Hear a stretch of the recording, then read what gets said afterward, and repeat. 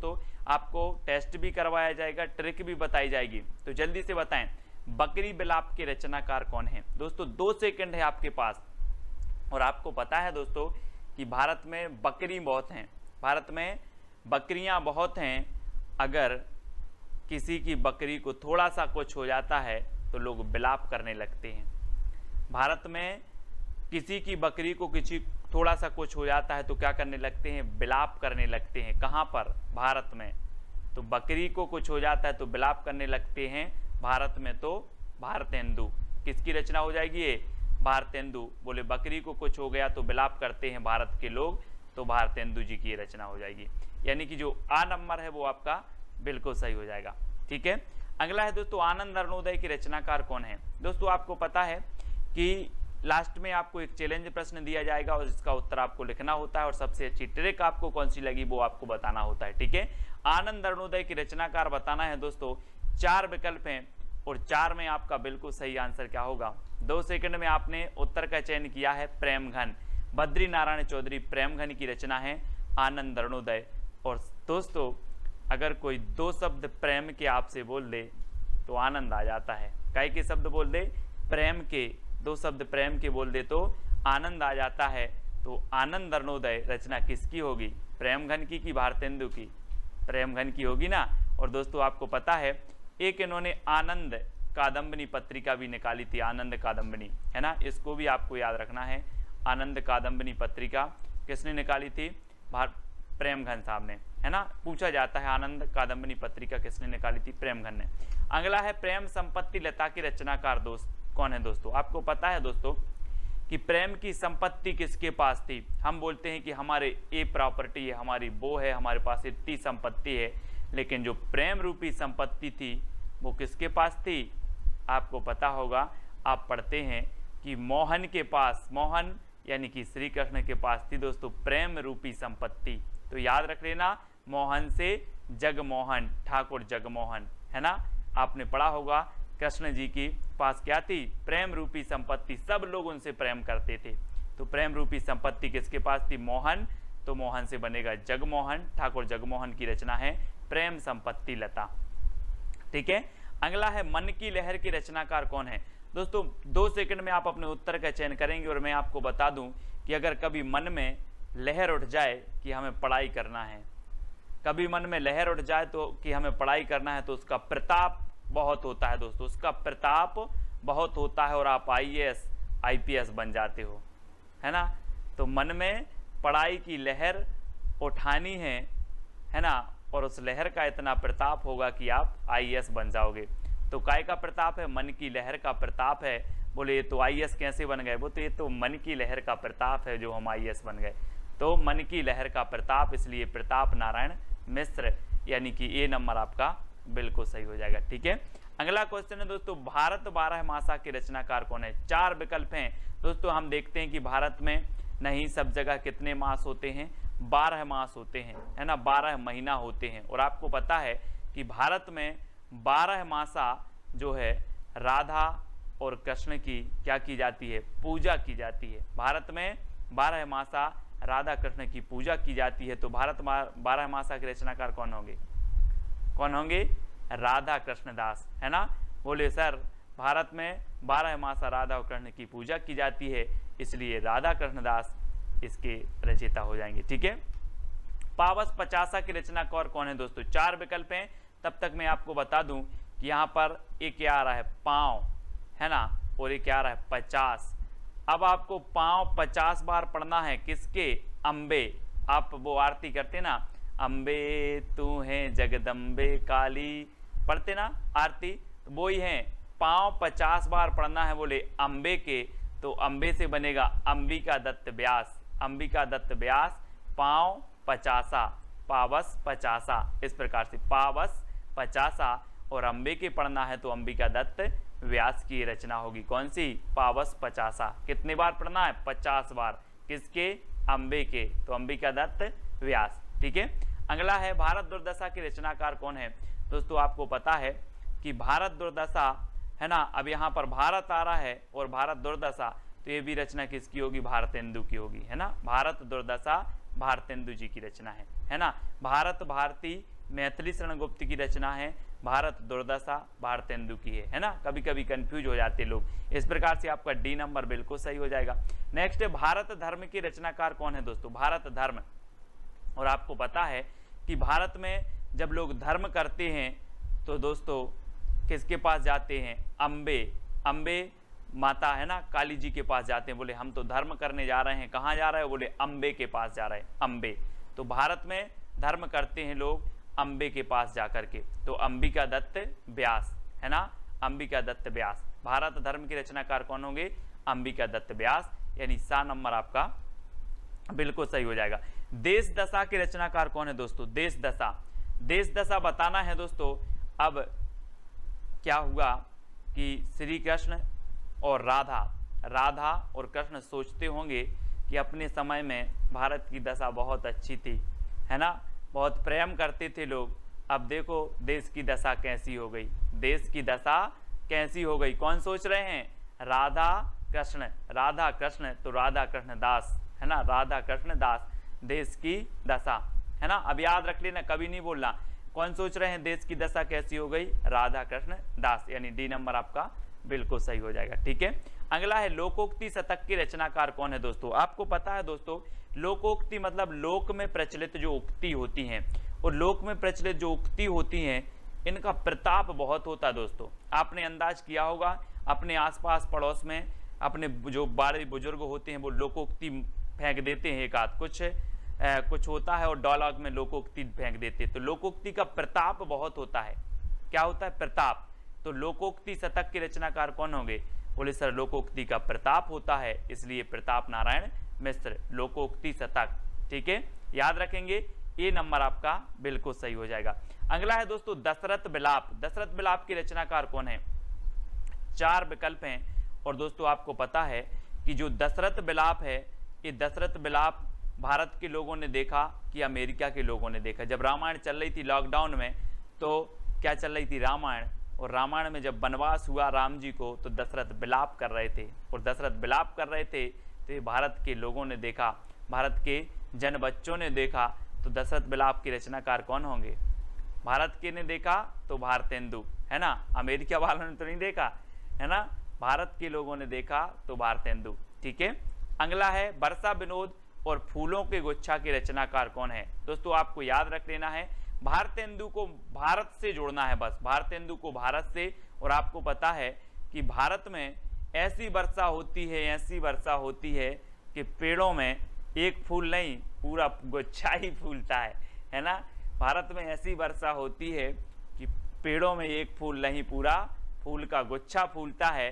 कहाँ पर, भारत में। तो भारत में वर्षा होती है तो वर्षा विनोद है ना, और फूलों का गुच्छा फूलता है तो फूलों का गुच्छा, ये भी भारतेंदु की है। वर्षा विनोद भी किसकी है, भारतेंदु की है। ठीक है, और एक जगत विनोद पूछी जाती है दोस्तों, जगत विनोद ये रत्नाकर जी की है ना। और आपने एक मिश्र बंधु की जो रचना है वो आपको बतानी है, वो कौन सी विनोद है ना। तो वर्षा विनोद और फूलों के गुच्छा किसकी है, भारतेंदु जी, यानी डी नंबर आपका बिल्कुल सही होगा। 100 अजान एक सुजान की रचनाकार कौन है दोस्तों, 100 अजान एक सुजान। बोले ऐसा क्या है सुजान में कि 100 अजान और एक सुजान, ऐसा क्या है सुजान में। तो बोले भैया सुजान के बाल बहुत अच्छे हैं। क्या है सुजान, क्या आपने देखा होगा घनानंद जी की प्रेमिका का नाम था सुजान है ना।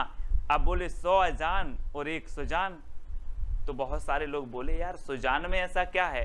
तो बोले सुजान के बाल बहुत अच्छे हैं, तो बाल से बनेगा बालकृष्ण भट्ट। सुजान के क्या हैं, बाल बहुत अच्छे हैं, एक अजान और 100 सुजान है ना। एक इसकी है बालकृष्ण भट्ट जी का है ना, ये 4 नंबर आपका बिल्कुल सही हो जाएगा है ना। हिंदी प्रदीप के ये रचनाकार थे।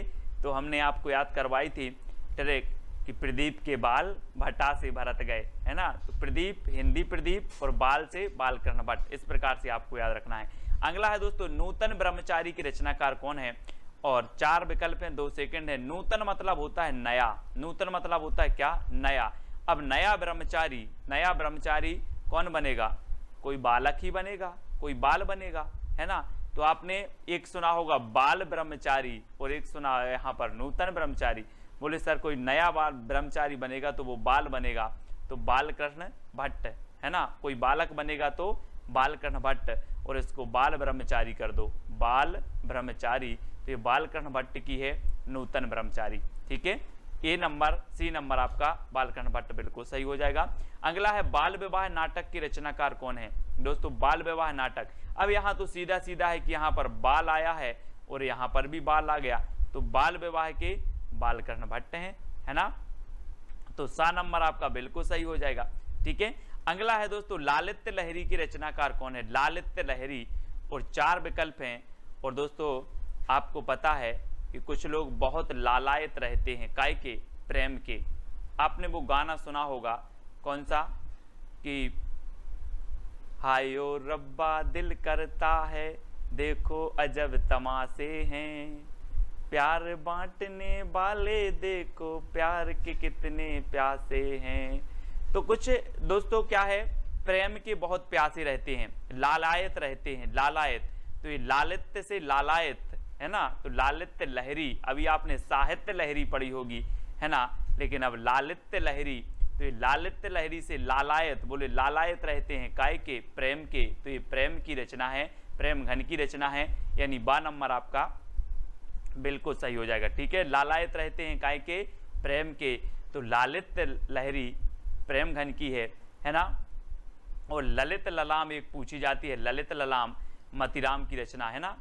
तो ललित ललाम रीतिकाल में मतीराम की है। लालित लहरी ये भारतेंदु युग में प्रेम घन की है, क्योंकि लालित से लालायत रहते हैं प्रेम के। ठीक है, श्यामा लता और श्यामा सरोजनी, ये किसकी रचना है। दोस्तों आपको श्यामा से श्याम, और श्याम कृष्ण को बोलते हैं, और कृष्ण का दूसरा नाम क्या है, मोहन। तो मोहन की होगी जगमोहन सिंह ठाकुर, है ना। श्यामा लता और श्यामा सरोजनी, है ना। तो श्याम किसको बोलते हैं, मोहन को।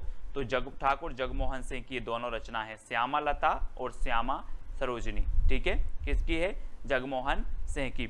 अगला क्वेश्चन है बंदर सभा के रचनाकार कौन है। दोस्तों आपको पता है दोस्तों कि भारत में बंदर की भी सभा होती है, भारत में बंदर की भी सभा होती है। अमेरिका में नहीं होती, कहाँ होती है, भारत में। तो भारत में बंदर सभा होती है, तो बंदर सभा के रचनाकार कौन होंगे, कौन होंगे, बंदर सभा भारत में होती है तो कौन होंगे, भारतेंदु की प्रेमघन, भारतेंदु होगी ना, भारत में होती है बंदर सभा, तो भारतेंदु जी की रचना है।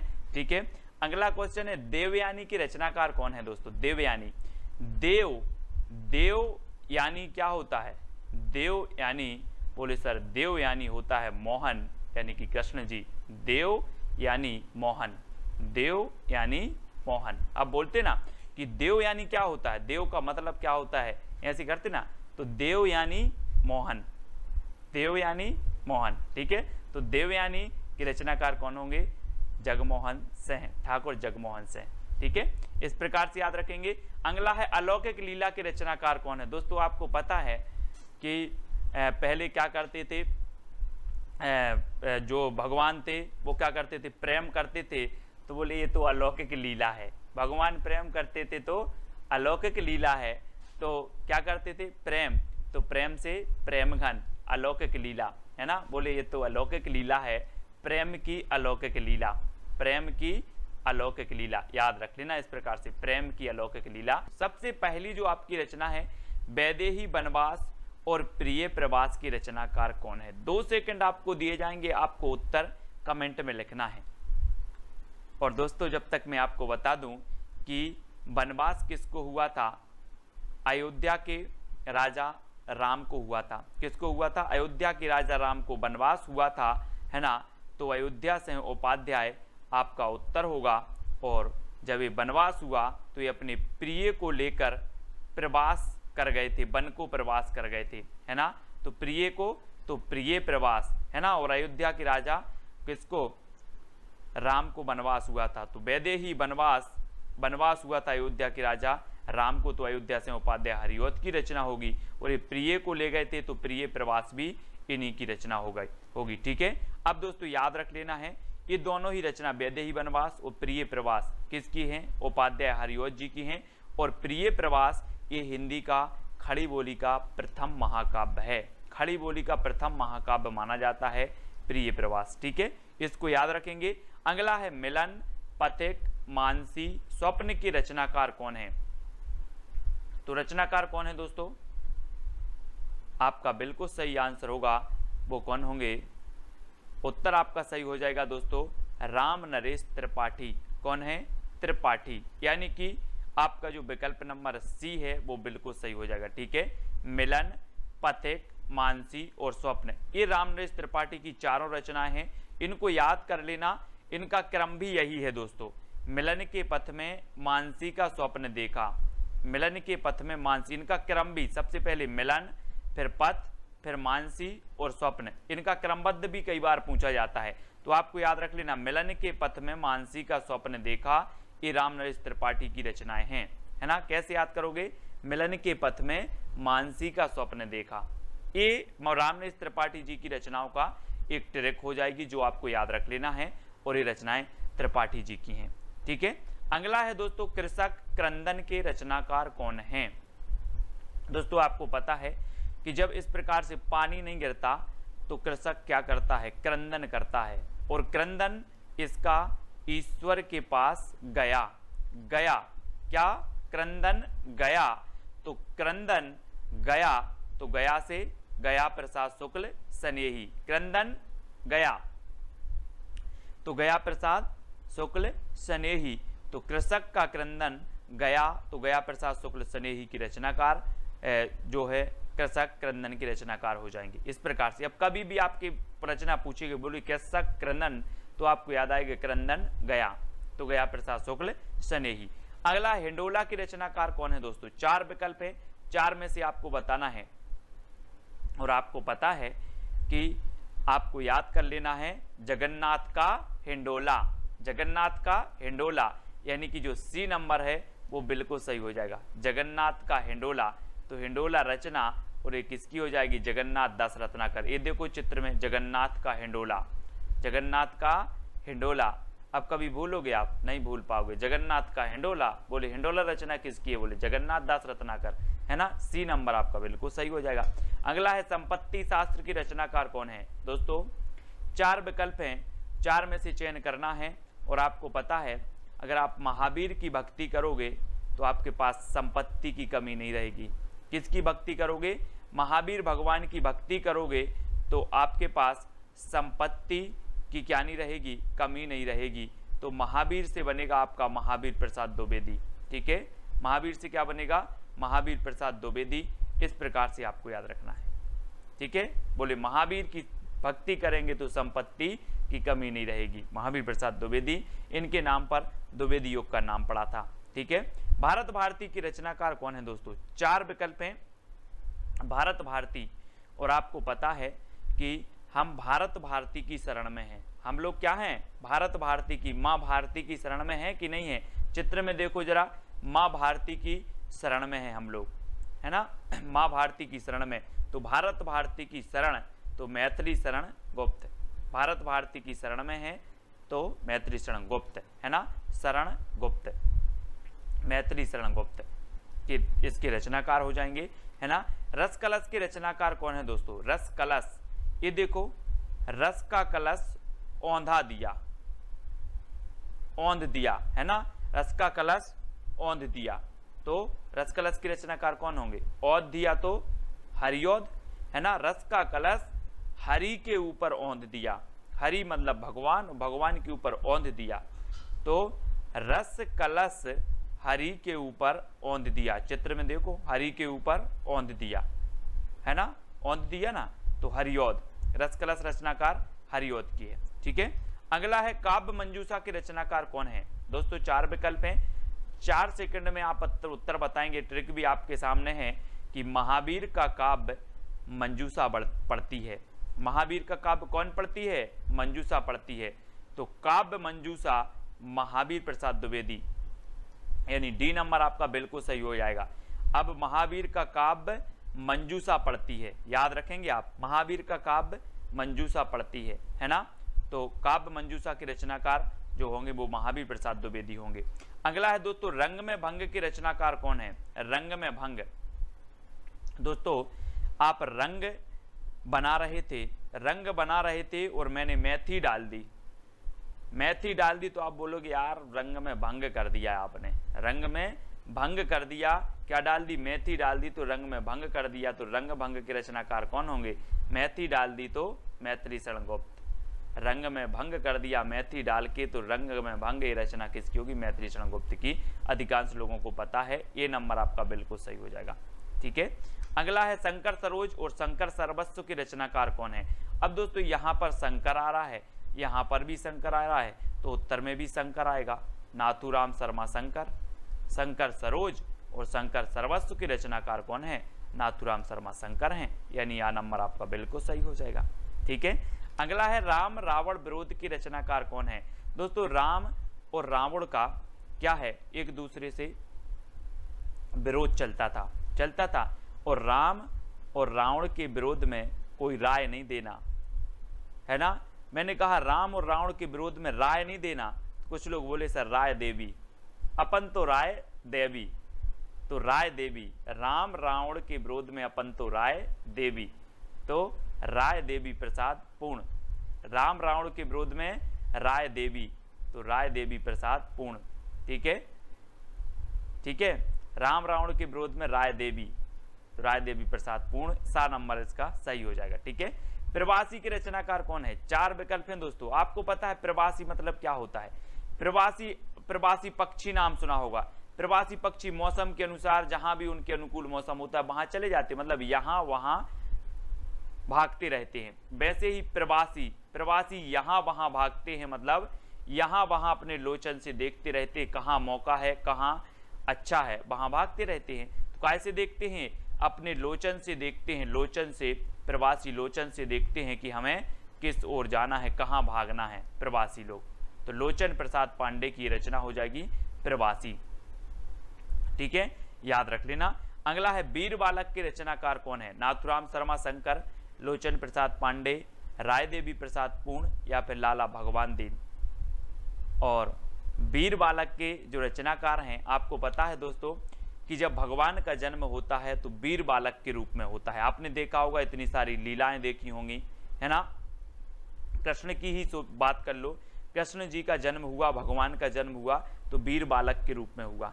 तो भगवान का जन्म होता है तो कैसे होता है? वीर बालक के रूप में। तो वीर बालक के रचनाकार कौन होंगे? लाला भगवान दीन, लाला भगवान दीन, है ना। भगवान का जन्म वीर बालक के रूप में होता है तो वीर बालक के रचनाकार लाला भगवान दीन। ठीक है, अगला है दोस्तों रामचरित चिंतामणि की रचनाकार कौन है? और 4 विकल्प हैं, रामचरितोपाध्याय, लोचन प्रसाद पांडे, राय देवी प्रसाद पूर्ण या फिर लाला भगवान दीन। तो आपको पता है कि रामचरित चिंतामणि यानी कि ये जो रचना होगी वो किसकी होगी? रामचरित उपाध्याय की। रामचरित चिंतामणि के रचनाकार रामचरित उपाध्याय, यानी आपका 1 नंबर बिल्कुल सही हो जाता है। ठीक है, ए नंबर। नेक्स्ट है भारत गीत की रचनाकार कौन है दोस्तों? 4 विकल्प हैं। हमने भारत भारती पढ़ा था, किसका? भारत भारती, अपने मैथिली शरण गुप्त की रचना पढ़ी थी। ठीक है, और ये भारत गीत पूछा गया है तो पाठक लोग क्या करते? भारत के गीत गाते हैं। पाठक भारत के गीत गाते हैं। कौन गाते हैं? पाठक। तो श्रीधर पाठक, तो पाठक भारत के गीत गाते हैं, तो भारत गीत के रचनाकार कौन होंगे? श्रीधर पाठक, यानी सा नंबर आपका बिल्कुल सही हो जाएगा, सा नंबर। ठीक है, अगला है आवाहन के रचनाकार कौन है दोस्तों? आह्वान जिसे बोलते हो आप, आह्वान के रचनाकार कौन है? तो वो है बालकृष्ण शर्मा नवीन, है ना। और दोस्तों आज कृष्ण जन्माष्टमी भी है, तो हम कृष्ण का क्या करते हैं? आवाहन करते हैं, कृष्ण जी आओ मेरे मन मंदिर में विराजमान हो जाओ, है ना। इस प्रकार से क्या करते? आवाहन करते हैं, कृष्ण जी आओ और मेरे मन मंदिर में विराजमान हो जाओ। तो किसका आह्वान करते हैं हम? कृष्ण का। तो बालकृष्ण शर्मा नवीन की रचना कौन सी है? आवाहन, है ना, यानी बा नंबर आपका बिल्कुल सही हो जाएगा, बा नंबर। नेक्स्ट है यशोधरा और साकेत की रचनाकार कौन है? 4 विकल्प हैं और 4 में से चयन करना है। और रामचरित उपाध्याय, बालकृष्ण शर्मा नवीन, मैथिली शरण गुप्त, लाला भगवान दीन। तो आपका बिल्कुल सही आंसर होगा दोस्तों कि यशोधरा और साकेत ने मैथिली, है ना। जब 10वीं पास हो जाती है उसके बाद सब्जेक्ट लेना पड़ता है इस प्रकार से। तो यशोधरा और साकेत ने क्या ली? मैथिली।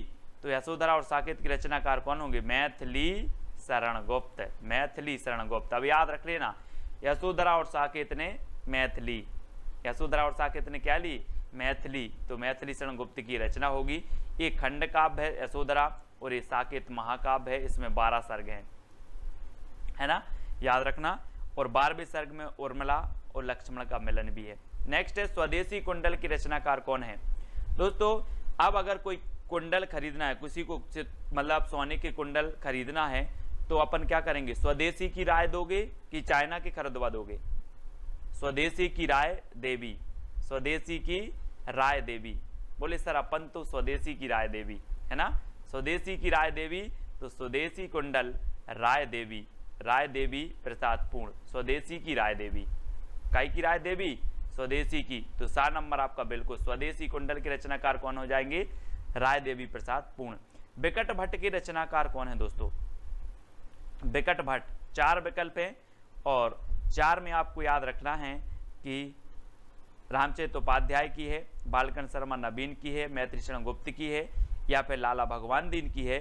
तो याद रख लेना है आपको, आपका सही उत्तर हो जाएगा मैत्री शरण गुप्त की। मैथिली का विकेट गिर गया, मैथिली का विकट गिर गया, मैथिली का दे देखो विकट गिर गया। तो बिकट भट्ट की रचनाकार कौन होंगे, बोले सर मैथिली का विकट गिर गया, विकट गिर गया तो मैथिली शरण गुप्त, ठीक है, विकट गिर गया और बिकट भट्ट मैथिली शरण गुप्त, है ना। अगला है उद्धव शतक और गंगा अवतरण की रचनाकार कौन है, रामचरित उपाध्याय, जगन्नाथ दास रत्नाकर, मैथिली शरण गुप्त या फिर लाला भगवान दीन। 4 विकल्प हैं, 4 में से आपको चयन करना है, वीडियो को लाइक करना है और आपको शेयर भी करना है, ठीक है। और आपका बिल्कुल सही आंसर होगा कि उद्धव शतक और गंगा अवतरण की रचनाकार हैं जगन्नाथ दास रत्नाकर। रत्नाकर ने गंगा अवतरण में शतक लगाया, रत्नाकर ने गंगा अवतरण में शतक लगाया, गंगा अवतरण से गंगा अवतरण शतक लगाया तो उद्धव शतक, ठीक है। रत्नाकर ने कब लगाया, गंगा अवतरण में शतक लगाया। रामायणी महाकाव्य की रचनाकार कौन है। 4 विकल्प हैं, 2 सेकंड में आप अपने उत्तर का बताना है दोस्तों। और यहाँ पर चित्र में देखना दोस्तों, एक कामायनी रचना है और ये महाकाव्य है। और आपको पता है कि आप कामना करने जाते हो कहाँ पर, जय शंकर के प्रसाद, शंकर जी के पास जाते हो ना, भगवान मुझे परीक्षा पास करवा देना, तो क्या करने जाते हो, कामना करने जाते हो। तो कामायनी महाकाव्य किसका होगा, शंकर जी के पास जाते हो तो जय शंकर प्रसाद, ठीक है। और एक कामायनी दोस्तों आपको ये आपको रचना दिख रहा है, ये रचना है, ये बुक है और ये जयशंकर प्रसाद जी की है, ठीक है। और ये महाकाव्य है, कितने सर्गों का महाकाव्य है, 15 सर्गों का महाकाव्य है दोस्तों। और 1935 में ये प्रकाशित हुआ था, ठीक है। तो याद रख लेना, छायावाद का श्रेष्ठ महाकाव्य माना जाता है। लोकायतन महाकाव्य के रचनाकार कौन है दोस्तों। 4 विकल्प हैं दोस्तों, महाकाव्य लोकायतन और कामायनी, ये दोनों ही छायावाद के महाकाव्य हैं। और आपको बताना है 2 सेकंड में। और इसकी जो ट्रैक है दोस्तों, लोक में सुमित्रा आए हैं, लोक में सुमित्रा आए हैं, तो लोक में तो लोकायतन और सुमित्रा आए हैं तो सुमित्रा नंदन पंत। ये सुमित्रा नंदन पंत का महाकाव्य माना जाता है दोस्तों लोकायतन, ठीक है। यानी बी नंबर आपका सही हो जाएगा। आपको ट्रिक याद रखनी है, लोक में सुमित्रा आए हैं, लोक से लोकायतन और सुमित्रा से सुमित्रा नंदन पंत, ठीक है। पल्लव के रचनाकार कौन है दोस्तों। 4 विकल्प हैं, जब तक मैं आपको बता दूं कि जो पल्लव है इसे छायावाद का घोषणा पत्र, छायावाद का मैनिफेस्टो कहा जाता है। पंत जी की प्रसिद्धि का आधार भी कौन सा है, पल्लव ग्रंथ है। और ये किसकी है, पंत जी की है, सुमित्रा नंदन पंत। और इन्हें प्रकृति का चेतेरा कवि भी कहा जाता है ना, प्रकृति का सुकुमार कवि, प्रकृति का चेतेरा कवि। और दोस्तों सुमित्रा से पल्लव पड़ा है, आप बोलते ना कि किससे पाला पड़ गया यार, वही है, सुमित्रा से पाला पड़ा है, सुमित्रा से पल्लव पड़ा है, ठीक है। तो सुमित्रा से पल्लव पड़ा तो सुमित्रा नंदन पंत की रचना हो जाएगी पल्लव। तुलसीदास के रचनाकार कौन है। 4 विकल्प हैं, जयशंकर प्रसाद, सुमित्रा नंदन पंत, निराला, महादेवी वर्मा। और आपको पता है दोस्तों तुलसीदास एक श्रेष्ठ कवि हैं और तुलसीदास रचना भी है। तो तुलसीदास निराला कवि है, तुलसीदास निराला कवि है। तो तुलसीदास तो निराला कवि है ही दोस्तों। और तुलसीदास जो रचना है ये भी निराली रचना है, यानी कि निराली से और निराला से आपका निराला सा नंबर सही हो जाएगा। आपको याद रख लेना तुलसीदास निराला कवि है, ठीक है। तो ये तुलसीदास रचना निराला की हो जाएगी, ठीक है। अगला है दोस्तों राम की शक्ति पूजा के रचनाकार कौन है? बहुत ही बढ़िया रचना है और मोस्ट इंपॉर्टेंट है दोस्तों। और राम की शक्ति की पूजा कौन करते हैं? निराले व्यक्ति करते हैं, है ना। या फिर राम की शक्ति पूजा निराली है, राम की शक्ति पूजा निराली है, राम की शक्ति पूजा निराले व्यक्ति करते हैं। तो राम की शक्ति पूजा के रचनाकार कौन होंगे? कौन होंगे? निराला, यानी कि जो सा नंबर है वो आपका बिल्कुल सही हो जाएगा। यामा के रचनाकार कौन है दोस्तों? यामा, जैसे कि 1982 में ज्ञानपीठ पुरस्कार मिला था दोस्तों। और आपको पता है कि आप बोलते ना या माँ, या माँ बोलते किसे? महादेवी को, महादेवी को माँ बोलते हैं। तो ये यामा भी रचना किसकी हो जाएगी? महादेवी वर्मा की हो जाएगी। ठीक है, याद रख लेना। छायावाद की श्रेष्ठ कवित्री हैं दोस्तों। इन्हें आधुनिक मीरा भी कहा जाता है ना। आधुनिक मीरा किसे कहा जाता है? तो महादेवी वर्मा को, है ना। और चित्ररेखा के रचनाकार कौन है? 4 विकल्प हैं, 2 सेकंड है दोस्तों आपके, और आपको बताना है। और आपका बिल्कुल यहां पर सही हो जाएगा चित्ररेखा ए राम कुमार वर्मा, यानी कि जो सा नंबर है वो बिल्कुल सही हो जाएगा। दोस्तों आपको पता है राम कुमार का चित्र रेखा ने देखा, चित्र रेखा, तो राम कुमार का चित्र रेखा ने देखा, ये आपकी ट्रिक है। तो चित्र रेखा, है ना, चित्र रेखा ने देखा किसका? राम कुमार का। तो चित्र रेखा के रचनाकार कौन होंगे? राम कुमार वर्मा। अब याद रख लेना आप कैसे याद रखोगे? राम कुमार का चित्र रेखा ने देखा, तो चित्र रेखा राम कुमार वर्मा की रचना हो जाएगी। ठीक है, अगला है निहार, रश्मि, नीरजा, सांदगीत और दीपशिखा के रचनाकार कौन है? 4 विकल्प आपके पास, जयशंकर प्रसाद, सुमित्रानंदन पंत, राम कुमार वर्मा, महादेवी वर्मा। इनमें से 2 सेकंड में आपको बताना है कि निहार, रश्मि, नीरजा, है ना, सांदगीत और दीपशिखा। और आपको पता है दोस्तों कि ये पूरी ही रचनाएं किसकी हैं? महादेवी वर्मा की हैं। महादेवी वर्मा, यानी कि 4 नंबर आपका बिल्कुल सही हो जाएगा। अब यहाँ पर देखो दोस्तों, सबसे पहले क्या होता है प्रभात में? सबसे पहले जब हमारा सुबह होता है, प्रभात होता है, तब निहार आता है। निहार यानी कि ओस आता है कि सुबह सुबह की नहीं, ओस आता है, तो निहार आता है, निहार। ठीक है, फिर क्या आती है? रश्मि, यानी कि सूरज की ज्योति आती हैं, तो रश्मि आती है। ठीक है, फिर रश्मि आती है, और फिर दोस्तों नीरजा खिलती है, यानी कि जो है कमल खिलता है ना, कमल खिलता है तो नीरजा खिलता है। ठीक है, फिर सांदगीत, फिर सांदगीत में हम क्या करते हैं?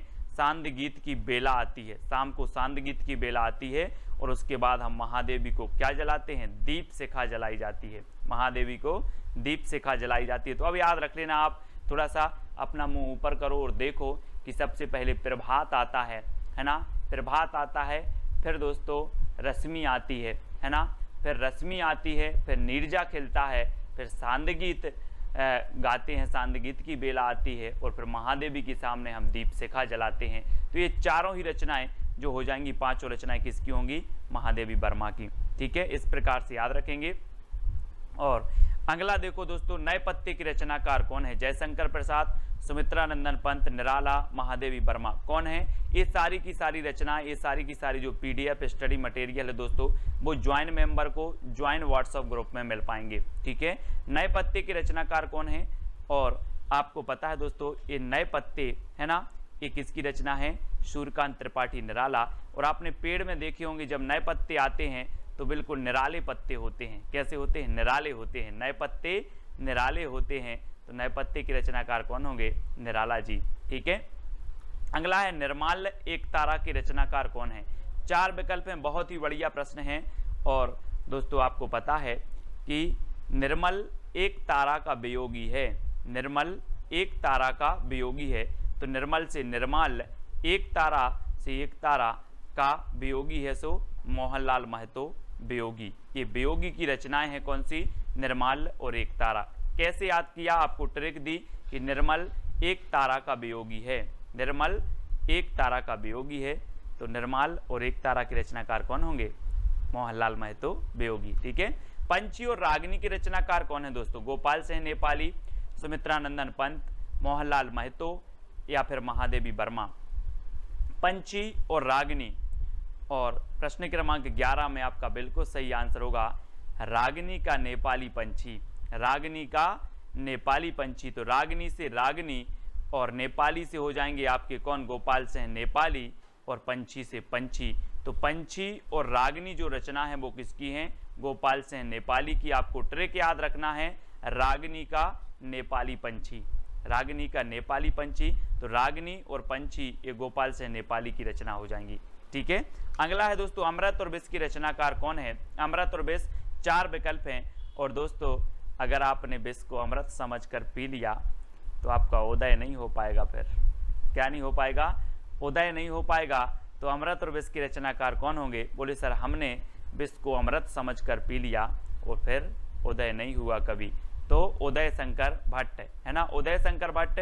और ये एक रचना अमृत और विष अमृतलाल नागर की भी है, कंफ्यूज नहीं होना। और ये अमृत और विष जो रचना है ये किसकी है, उदय शंकर भट्ट की भी है। ठीक है, तो डी नंबर आपका बिल्कुल सही है। कलापी की रचनाकार कौन है, कलापी। दोस्तों यहां पर देखो कला, एक कला लिखा है और आप बोलते हो सर मुझे कला सीखना है। मैंने बोला कितनी कला सीखना है, तो आपने कहा सर मुझे 80 कला सीखना है। कितनी सीखना है, 80। तो कला से कलापी और कला सीखना है कितनी, 80। तो आरसी प्रसाद सिंह, आरसी 80 से आरसी प्रसाद सिंह की रचना है कलापी, कई बार पूछी गई है। अब कभी नहीं बोलना कितनी कला सीखना है, 80 कला सीखना है, 80। ठीक है, अगला है अंतर्ध्वनि की रचनाकार कौन है दोस्तों। अंतर्ध्वनि, अंतर की ध्वनि मतलब अंदर की ध्वनि को जानो, अंतर की ध्वनि को जानना है। तो जानना है तो जनार्दन झा, जनार्दन है ना, अंतर्ध्वनि को क्या करना है, जानना है, जनार्दन, जनार्दन झा द्विज की रचना हो जाएगी बी नंबर। अंतर्ध्वनि के रचनाकार कौन है आपसे पूछा जाएगा, तो आप बोलोगे सर अंतर की ध्वनि को जानना है तो जनार्दन झा। ठीक है, अगला है मानसी, राका और विसर्जन की रचनाकार कौन है। दोस्तों एक मानसी राम त्रिपाठी जी की भी है। ठीक है, और याद रख लेना है, और ये मानसी जो रचना है ये आपकी उदय शंकर भट्ट की भी है। ठीक है, ऐसे आप याद रखेंगे मानसी, राका और विसर्जन। मानसी रुको, उदय शंकर का विसर्जन मत करना, मानसी रुको, उदय शंकर का विसर्जन मत करना। तो मानसी से मानसी, रुको से राका और विसर्जन से विसर्जन, मानसी, राका और विसर्जन है ना। और अमृत और विष ये 4 रचनाएं इनकी हैं, कौन की, उदय शंकर भट्ट की। मानसी रुको, उदय शंकर का विसर्जन मत करना, मानसी रुको, उदय शंकर का विसर्जन मत करना, ये किसकी रचनाएं हो गई, उदय शंकर भट्ट, यानी डी नंबर आपका बिल्कुल सही हो जाएगा। ठीक है, अगला है कुकुरमुत्ता की रचनाकार कौन है। 4 विकल्प हैं दोस्तों, जरा इस चित्र को देखो। कुकुरमुत्ता ये किसकी है, ये देखो बिल्कुल निराला होता है दोस्तों। ये कुकुरमुत्ता देखो कैसा छत्ता सा बना है, निराला ही होता है। आप देखो जरा, निराला, ये निराला होता है कुकुरमुत्ता। तो ये कुकुरमुत्ता के रचनाकार कौन होंगे, निराला है ना। बोले सर कुकुरमुत्ता चित्र में देखा ये निराला होता है, तो निराला की रचना हो जाएगी, ये सूर्यकांत त्रिपाठी, निराला। ठीक है, अगला देखो खादी के फूल की रचनाकार कौन है। 4 विकल्प हैं, और दोस्तों ये संयुक्त रचना मानी जाती है 2 कवियों की, और वो कवि कौन से हैं, बच्चन के पंती ने खादी के फूल पहने। अपन बोलते ना नाती पंती, तो बच्चन के पंती ने खादी के फूल पहने, याद रख लेना है ना। बच्चन के पंती ने खादी के फूल पहने, तो ये खादी के फूल रचना है, और बच्चन के पंती ने पहनी, तो बच्चन और पंत, बच्चन और पंत की ये संयुक्त रचना मानी जाती है दोनों की, यानी कि विकल्प नंबर आपका सा जो है वो बिल्कुल सही हो जाएगा। खादी के फूल बच्चन के पंती ने पहले, है ना, बच्चन के पंती ने खादी के फूल पहने, ये ट्रिक है आपकी। तो खादी के फूल जो रचना है ये बच्चन और पंत की हो जाएगी। ठीक है, इसको आप याद रखेंगे। अगला है करुणालय और आंसू की रचनाकार कौन है। दोस्तों आपको ट्रिक कौन सी अच्छी लगी है वो आप बता देना, और आप ज्वाइन व्हाट्सएप ग्रुप से ज्वाइन होना चाहते हैं, है ना, जुड़ना चाहते हैं, तो आपको चैनल के ज्वाइन मेंबर बनना पड़ेगा। ज्वाइन मेंबर का अलग से व्हाट्सएप ग्रुप है, और जो है सब्सक्राइबर मेंबर का अलग से व्हाट्सएप ग्रुप है। ठीक है, तो ज्वाइन मेंबर को विशेष जो है यहाँ पर स्टडी मटेरियल प्रेषित किया जाता है दोस्तों, और सब्सक्राइब मेंबर को टेस्ट आदि बहुत सारी चीज़ें करवाई जाती हैं। तो आप ज्वाइन मेंबर बनना चाहते हैं तो चैनल के ज्वाइन बटन पर क्लिक करें, और वहाँ से आप कुछ राशि पे करके जो है ज्वाइन मेंबर बन सकते हो। करुणालय और आंसू की रचनाकार कौन है। दोस्तों आपको पता है कि करुणालय आंसू, करुणा के आंसू, हम पढ़ते ना करुणा के आंसू शंकर जी के सामने करुण के आंसू, ऐसे लिख लो, शंकर जी के सामने करुण के आंसू बहाते हैं, करुणा के आंसू बहाते हैं, करुण से करुणा कर दो, करुणा के आंसू बहाते हैं, किसके सामने, शंकर जी के सामने। तो शंकर जी यानी कि जयशंकर प्रसाद। वैसे तो करुणालय और आंसू सभी को पता होगा, लेकिन याद रख ले कि जो है शंकर जी के सामने करुणा के आंसू बहाते हैं, करुणा के आंसू, तो करुणालय और आंसू, ठीक है। इस प्रकार से कामायनी इनकी हम रचना पढ़ चुके हैं, ठीक है। करुणालय भी है, आंसू भी है, झरना भी है, और उर्वशी एक इनकी रचना भी है, ठीक है। तो इनको भी आपको याद रखेंगे। और यहाँ पर शंकर जी के सामने करुणा के आंसू बहाते हैं। लहर, झरना और उर्वशी के रचनाकार कौन है दोस्तों? 4 विकल्प हैं, 4 में से आपको बताना है, और यहाँ पर आपका जो बिल्कुल सही आंसर हो जाएगा वो क्या हो जाएगा? लहर। यहाँ पर देखो दोस्तों, ये शंकर जी बैठे हुए हैं, है ना, शंकर जी बैठे हैं, और यहाँ से इनके जटों से लहर निकली। तो लहर निकली तो मानो ऐसा लग रहा था कि झरना निकला है, कोई झरना, है ना। और जब लोगों ने देखा तो लोगों के उर बसी, लोगों के उर मतलब हृदय, और हृदय में बसी। तो ऐसी लहर निकली कि झरना लग रहा था, और जब झरना लोगों ने देखा तो लोगों के उर बसी। तो कहाँ से? शंकर जी की जटाओं से। आप बोलते ना कि गंगा निकली है। तो लहर, झरना और उर्वशी के रचनाकार कौन होंगे? जयशंकर प्रसाद, ठीक है। शंकर जी का नाम आ रहा है तो यहाँ भी जयशंकर प्रसाद। कि कृष्णार्जुन युद्ध 1918 के रचनाकार कौन है? अब 2 सेकंड आपको दिए जाते हैं, 4 विकल्प आपके पास हैं दोस्तों। अब यहाँ पर एक रचना आई है कृष्णार्जुन युद्ध। अब दोस्तों एक बात कॉमन सेंस लगाना कि कृष्ण और अर्जुन का युद्ध क्यों हुआ होगा? क्यों हुआ होगा? माखन के चक्कर में। काय के चक्कर में? यहाँ पर देखो, कृष्ण और अर्जुन का बोले सर, कृष्ण और अर्जुन का युद्ध हुआ था माखन के चक्कर में। तो कृष्ण अर्जुन युद्ध के रचनाकार कौन होंगे? माखन के चक्कर में हुआ तो माखनलाल चतुर्वेदी, ठीक है। माखन के चक्कर में माखनलाल चतुर्वेदी। इस प्रकार से याद करेंगे, बोले माखन के चक्कर में कृष्ण और अर्जुन का युद्ध हुआ, ठीक है। ये आपकी ट्रिक हो गई। नेक्स्ट है जय हिंद के रचनाकार कौन है दोस्तों? जी हाँ दोस्तों, जय हिंद रचना भी है, 1948 की है। अब आपको बताना इसके रचनाकार कौन है। तो ट्रिक है दोस्तों, सियाराम की शरण में जय हिंद लिखा। किसकी शरण में? यहां पर चित्र में देखो, सियाराम की शरण में जय हिंद लिखा, ठीक है। तो किसकी शरण में? सियाराम शरण गुप्त, ठीक है। ये हो जाएंगे दोस्तों आपको। जय हिंद रचना है इनकी 1948 की रचना है। और आपको पता होगा कि जो सियाराम शरण गुप्त हैं, ये मैथिली शरण गुप्त के छोटे भाई थे, अनुज थे, ठीक है। और इनकी रचना है जय हिंद 1948 की। हमने कैसे याद किया कि सियाराम की शरण में जय हिंद लिखा, तो जय हिंद रचना सियाराम शरण की, ठीक है। अगला है कुमकुम 1936 के रचनाकार कौन है? 4 विकल्प हैं दोस्तों, 4 में से चयन करना है। और एक चीज बताना कि कुमकुम एक बिंदी आती है, आपको पता होगा, है ना। कुमकुम एक सीरियल भी आता है, कुमकुम एक बिंदी भी आती है। 4 विकल्प में से आप सही बताना, और आपका बिल्कुल सही आंसर होगा दोस्तों बालकृष्ण शर्मा नवीन, है ना। बालकृष्ण शर्मा नवीन कुमकुम। और देखना दोस्तों, अब थोड़ा सा इमेज करना कि ये बाल हैं, यहाँ पर देखो ये बाल हैं, बालों के नीचे आप क्या लगाते हो? कुमकुम लगाते हो, ठीक है। और ये आपकी पलक हैं, दोनों पलकों के बीच में आप कुमकुम लगाते हो।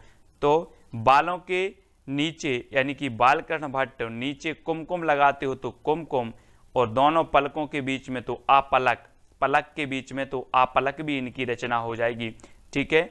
और कौन लगाती है? उर्मिला। कैसे ट्रिक है इसकी? पलक झपकते ही उर्मिला ने बालों के नीचे रश्मि रेखा से कुमकुम लगाई, ठीक है। ये दोस्तों बालकृष्ण शर्मा नवीन की कुछ रचनाएं हैं। आपको ट्रिक है कि बाल झपकते ही जो है उर्मिला ने बालों के नीचे रश्मि रेखा से कुमकुम लगाई, ठीक है, पलक झपकते ही। ये आपकी ट्रिक हो जाएगी दोस्तों, इसको आपको याद रखना है। और इनकी रचनाएं देखो, क्रमबद्ध कुमकुम 1936 की, आपलक 1951, रश्मि रेखा 1951, क्वासी 1952, हम बिस्पाई जन्म के 1955 और उर्मिला 1957, ठीक है। ये बालकृष्ण शर्मा नवीन की रचना है। अब आपको याद रख लेना है, पलक झपकते ही उर्मिला के उर्मिला ने बालों के नीचे रश्मि रेखा से कुमकुम लगाई। ठीक है, ये चीज आपको याद रखनी है और इनकी रचनाएं याद हो जाती हैं, साथ ही क्रमबद्ध भी हैं, सन भी आपको दिए हैं। ठीक है, ये उर्मिला हैं और पलक झपकते ही, तो उर्मिला से उर्मिला, पलक से आपलक, बालों के नीचे कुमकुम तो एक कुमकुम। ठीक है, तो इस प्रकार से आपको याद कर लेना है इनकी रचनाएं, और इसके पहले के बहुत सारे जो वीडियो हैं वो आपको जरूर देखना है दोस्तों। ठीक है, बिखरे मोती और त्रिधारा के रचनाकार कौन है? 4 विकल्प हैं, सुभद्रा कुमारी चौहान, सियाराम शरण गुप्त, बालकृष्ण शर्मा नवीन या फिर रामधारी सिंह दिनकर। और आपको पता है दोस्तों, ट्रिक भी मैंने नीचे दी है कि सुभद्रा के बिखरे मोती की त्रिधारा निकली। सुभद्रा के जो बिखरे मोती थे उनकी कितनी धारा निकली? त्रिधारा निकली। किसकी? सुभद्रा।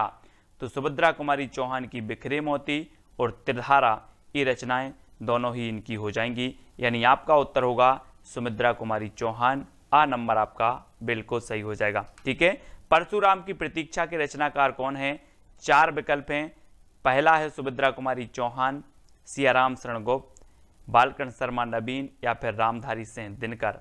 और आपको पता है दोस्तों कि रामधारी सिंह दिनकर को अनल का कवि कहा जाता है, ओज का कवि कहा जाता है। और परशुराम की प्रतीक्षा इनकी दोस्तों बहुत ही बढ़िया रचना है, कई बार पूछी गई है। नीचे ट्रिक दी है कि परशुराम की प्रतीक्षा में उर्वशी और रश्मि ने कुरुक्षेत्र में हुंकार भरी, है ना।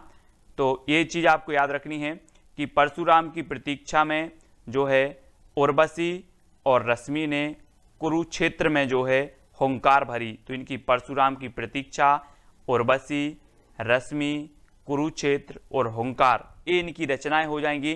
ठीक है, और एक इनकी रचना और है, कौन सी? रेणुका। रेणुका भी आपको याद रखनी है। ठीक है, इन्हीं की है, दिनकर जी की। और उर्वशी के लिए दोस्तों इन्हें 1978 में ज्ञानपीठ पुरस्कार भी मिला है। ठीक है, तो याद रखेंगे, क्या याद रखना? परशुराम की प्रतीक्षा में उर्वशी और रश्मि ने कुरुक्षेत्र में हुंकार भरी। ठीक है, ये चीज आपको याद रखनी है। हल्दी घाटी के रचनाकार कौन है? हल्दी घाटी के रचनाकार बताना है दोस्तों, मैथिली शरण गुप्त, श्याम नारायण पांडे, बालकृष्ण शर्मा नवीन या फिर रामधारी सिंह दिनकर। और आपका बिल्कुल सही आंसर क्या हो जाएगा? हल्दी घाटी के जो रचनाकार हैं वो हैं श्याम नारायण पांडे। श्याम नारायण पांडे। अब एक चीज याद रख लेना दोस्तों, एक रचना है श्याम सगाई। श्याम सगाई रचना किसकी है? नंददास की रचना है। और श्याम की सगाई में दोस्तों हल्दी जरूर लगेगी। क्या लगेगी? हल्दी लगेगी। तो हल्दी लगेगी तो हल्दी घाटी के रचनाकार कौन होंगे? श्याम। श्याम की सगाई में हल्दी लगेगी। ठीक है, श्याम की सगाई में क्या लगेगी? हल्दी लगेगी। तो हल्दी घाटी जो रचना है वो किसकी होगी? श्याम नारायण पांडे। श्याम आएगा। ठीक है, श्याम नारायण पांडे। और श्याम सगाई ये नंददास की रचना है, ये चीज भी आपको याद रखनी है ना। अब मैं पूछूंगा हल्दी किसको लगेगी? बोले सर श्याम की सगाई में। तो श्याम सगाई, नंददास और हल्दी घाटी, ये श्याम नारायण पांडे। ठीक है, अगला है जीवन संगीत के रचनाकार कौन है? 4 विकल्प हैं दोस्तों। आपको पता है कि जीवन संगीत कब बन जाता है? अगर दोस्तों आप जगन्नाथपुरी चले जाओ तो संगीत जीवन आपका जो है वो संगीत बन जाता है। कहाँ जाना है? जगन्नाथपुरी आपको जाना है तो आपका जीवन संगीत बन जाएगा। और सबसे बड़ी बात है दोस्तों कि यहाँ पर प्रसाद बहुत मिलता है। क्या मिलता है? प्रसाद। तो जीवन संगीत कब बनता है? जब आप जगन्नाथपुरी जाओगे और यहाँ पर प्रसाद मिलता है, तो जगन्नाथ प्रसाद मिलिंद, है ना। प्रसाद मिलिंद, जगन्नाथपुरी में प्रसाद मिलिंद, तो जीवन संगीत बन जाता है ना। इस प्रकार से अब मैं पूछूंगा जीवन संगीत कब बन जाता है, तो आप बताओगे कि सर जगन्नाथपुरी पहुंच जाएं और वहां पर प्रसाद बहुत मिलता है तो जीवन संगीत बन जाता है। ठीक है, तो जीवन संगीत, जगन्नाथ प्रसाद मिलिंद। ठीक है, अगला है ज्वाला के रचनाकार कौन है? 4 विकल्प हैं दोस्तों, मैथिली शरण गुप्त, श्याम नारायण पांडे, जगन्नाथ प्रसाद मिलिंद या फिर केदारनाथ मिश्र। प्रभात आपको पता होगा कि दोस्तों केदारनाथ में जब बाढ़ आई थी तो सभी लोगों ने वहाँ पर जितने लोगों की मृत्यु हुई थी, जितने लोग बह गए थे, कुछ लोग बेघर हो गए थे, है ना, उनके लिए श्रद्धांजलि के लिए क्या जलाई थी? ज्वाला जलाई थी, ज्वाला, है ना। ये देखो यहाँ पर ज्वाला जलाई थी, कहाँ के लिए? केदारनाथ के लिए। तो ज्वाला के रचनाकार कौन होंगे? केदारनाथ नाथ मिश्र प्रभात। अब यहाँ अग्रवाल नहीं जोड़ना, सिंह नहीं जोड़ना, ये केदारनाथ मिश्र प्रभात हैं जिनकी रचना है ज्वाला। ठीक है, ये चीज आपको याद रखनी है। अगला है साहित्य देवता के रचनाकार कौन है।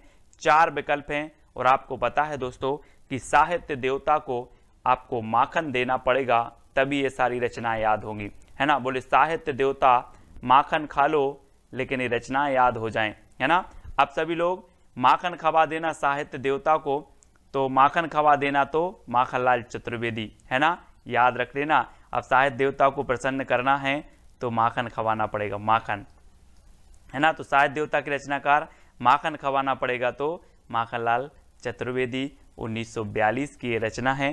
अगला है मौर्य विजय के रचनाकार कौन है दोस्तों। 4 विकल्प हैं और आपने रामायण बहुत देखी है। मैथिली शरण गुप्त हैं, श्याम नारायण पांडे हैं, जगन्नाथ प्रसाद मिलिंद हैं या फिर सियाराम शरण गुप्त हैं। और आपको पता होगा दोस्तों कि जब श्री राम विजय प्राप्त करके आए तो इन्हें मौर्य मुकुट लगाया गया। क्या लगाया गया, मौर्य मुकुट लगा गया, किसे, सियाराम को, श्री राम को। ठीक है, तो सियाराम शरण गुप्त की रचना होगी कौन सी, मौर्य विजय। बोले मौर्य विजय प्राप्त करे आए तो मौर्य मुकुट लगाए। देखो चित्र में मौर्य मुकुट लगाया गया, ये क्या करके आए थे, ये दोस्तों विजय प्राप्त करके आए थे। तो सियाराम शरण गुप्त की रचना होगी कौन सी, मौर्य विजय। इसको अब याद रखेंगे। अगला है कैदी और कोकिला के रचनाकार कौन है। मैथिली शरण गुप्त हैं, श्याम नारायण पांडे या फिर जगन्नाथ प्रसाद मिलिंद या माखनलाल चतुर्वेदी। तो आपको पता है दोस्तों कैदी और कोकिला को हमें क्या खिलाना है, माखन खिलाना है। बहुत ही प्रसिद्ध रचना हुई है दोस्तों ये माखनलाल चतुर्वेदी जी की, कैदी और कोकिला, है ना। और कैदी और कोकिला को हमें माखन खवा देना है तो माखनलाल चतुर्वेदी। ठीक है, माखनलाल चतुर्वेदी की रचना है कैदी और कोकिला। ठीक है, अगला है सभा का खेल के रचनाकार कौन है दोस्तों। सभा के खेल, और आपको पता है दोस्तों कि विभिन्न प्रकार की सभा होती है लेकिन कई कई सभा में लोगों के भद्रा भी उतर जाते हैं। अपन बोलते ना सभा में आज उसके भद्रा उतर गए। तो सभा का खेल और सभा में भद्रा उतर जाते हैं तो सुभद्रा कुमारी चौहान। सभा का खेल के रचनाकार कौन होंगे, सुभद्रा कुमारी चौहान, है ना। बोले सर सभा में तो भद्रा उतर जाते हैं तो सुभद्रा, भद्रा से सुभद्रा कुमारी चौहान। ठीक है, डी नंबर आपका बिल्कुल सही हो जाएगा। नेक्स्ट है नूरजहां के रचनाकार कौन है। मैथिली शरण गुप्त, श्याम नारायण पांडे, गुरु भक्त सिंह या फिर सुभद्रा कुमारी चौहान। नूरजहां, और आपको पता है दोस्तों कि नूरजहां आदि के चक्कर में कौन नहीं पड़ते, वो नहीं पड़ते, कौन, गुरु भक्त। गुरु भक्त नूरजहां के पीछे नहीं पड़ते, चक्कर में नहीं पड़ते, कौन, गुरु भक्त लोग। इन्हें सिर्फ भक्ति से काम होता है तो गुरु भक्त सिंह। ठीक है, नूरजहां के रचनाकार कौन होंगे, बोले सर नूरजहां के चक्कर में भक्त लोग नहीं पड़ते, गुरु भक्त नहीं पड़ते, तो गुरु भक्त सिंह। ठीक है, इस प्रकार से याद करेंगे और ये सिर्फ याद करने का माध्यम है। ठीक है, अगला है कुणाल के रचनाकार कौन है। मैथिली शरण गुप्त हैं, श्याम नारायण पांडे, सोहनलाल द्विवेदी या फिर सुभद्रा कुमारी चौहान। और बहुत ही बढ़िया ये प्रश्न है दोस्तों, कुणाल के रचनाकार कौन है, सोहनलाल द्विवेदी, यानी कि आपका सही उत्तर होगा विकल्प नंबर सी। ठीक है, सोहनलाल द्विवेदी। अगला है आत्म बलिदान के रचनाकार कौन है। मैथिली शरण गुप्त हैं, श्याम नारायण पांडे, बालकन शर्मा नवीन या फिर सुभद्रा कुमारी चौहान। दोस्तों आपको पता है अगर मैं बोलूं कि आप आत्म बलिदान कर दो, बोलो सर मैं आत्म बलिदान तो कर दूंगा लेकिन मेरे बालों के बलिदान की मत बोलना, मेरे बालों की बलिदान की मत बोलना, मैं सब कुछ बलिदान कर दूंगा, बालों के बलिदान की मत बोलना। तो आत्म बलिदान की रचनाकार कौन होंगे, बालकृष्ण भट्ट। बाल की मत नहीं, बाल की मत बोलना, है ना। ठीक है, तो बालकृष्ण भट्ट हमने याद किया था दोस्तों, एक हिंदी प्रदीप की रचनाकार थे बालकृष्ण भट्ट। ये बालकृष्ण शर्मा नवीन है लेकिन हिंदी प्रदीप के हमने देखे थे कि प्रदीप के बाल भट्टा से भरत गए, है ना। तो प्रदीप यानी हिंदी प्रदीप और हिंदी प्रदीप के संपादक बालकृष्ण भट्ट। उसी प्रकार से आत्म बलिदान तो हम कर देंगे लेकिन बालों का बलिदान की मत बोलना। तो आत्म बलिदान की रचनाकार कौन होंगे, बाल से होगा बालकृष्ण शर्मा नवीन। ठीक है, अगला है तक्षशिला के रचनाकार कौन है। 4 विकल्प हैं और दोस्तों आपको पता होगा कि तक्षशिला विश्वविद्यालय बना था, है ना। और जो तक्षशिला है ये बौद्ध शिक्षा, बौद्ध धर्म से संबंधित था, यहाँ का जो क्षेत्र था। ठीक है, और तक्षशिला का क्या हुआ था, भारत में उदय हुआ था। तक्षशिला का भारत में उदय हुआ था, तो तक्षशिला के रचनाकार कौन होंगे? तक्षशिला का उदय यानी कि उदय शंकर भट्ट। ठीक है, उदय शंकर भट्ट। अमृत और विष इनकी एक रचना हमने पढ़ी थी, है ना। अमृत और विष अमृतलाल लांगर की भी है, अमृत और विष उदय शंकर भट्ट की भी है ना। तक्षशिला का उदय, ये उदय शंकर भट्ट की रचना है तक्षशिला। अब कैसे याद रखोगे? बोले सर तक्षशिला का उदय, तक्षशिला से तक्षशिला रचना, उदय से उदय शंकर भट्ट इसके रचनाकार। अमीर इरादे गरीब इरादे की रचनाकार कौन है दोस्तों? आपको बताना है, और बहुत ही बढ़िया रचना है। तो आपको पता है कि चाहे अमीर हो चाहे गरीब हो, सबके इरादे माखन खाने के रहते हैं। बोले आज माखन मिल जाता। अमीर हो या गरीब हो, सबके इरादे काय के रहते हैं? माखन खाने के रहते हैं। तो गरीब में अमीर इरादे और गरीब इरादे के रचनाकार कौन है? माखनलाल चतुर्वेदी, यानी कि डी नंबर आपका बिल्कुल सही हो जाएगा। ठीक है, अगला है झांसी की रानी कविता के रचनाकार कौन है? 4 विकल्प है, मैथिली शरण गोप, श्याम नारायण पांडे, बालकृष्ण शर्मा नवीन या फिर सुभद्रा कुमारी चौहान। और दोस्तों आपको पता है कि झांसी की रानी लक्ष्मीबाई ने सबके भद्रा उतार दिए थे। क्या उतार दिए थे? भद्रा। और हम पढ़ते आए हैं कि खूब लड़ी मर्दानी वह तो झांसी वाली रानी थी, है ना, पढ़ा है आप लोगों ने।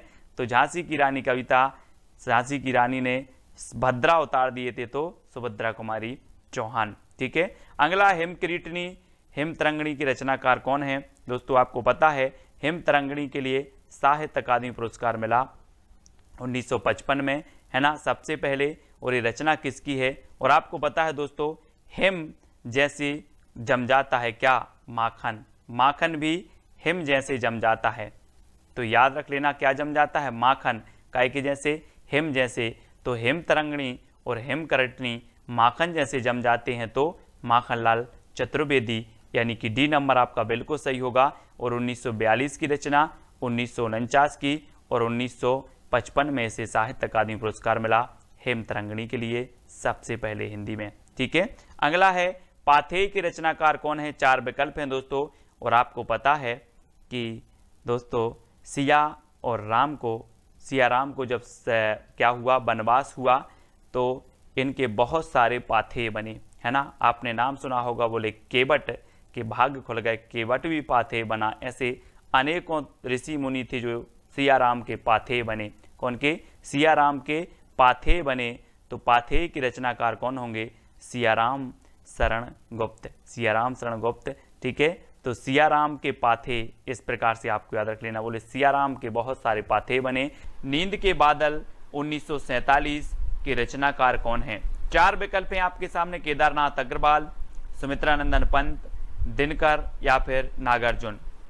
तो आपको पता होगा दोस्तों कि 2013 में केदारनाथ में क्या आई थी? बाढ़ आई थी।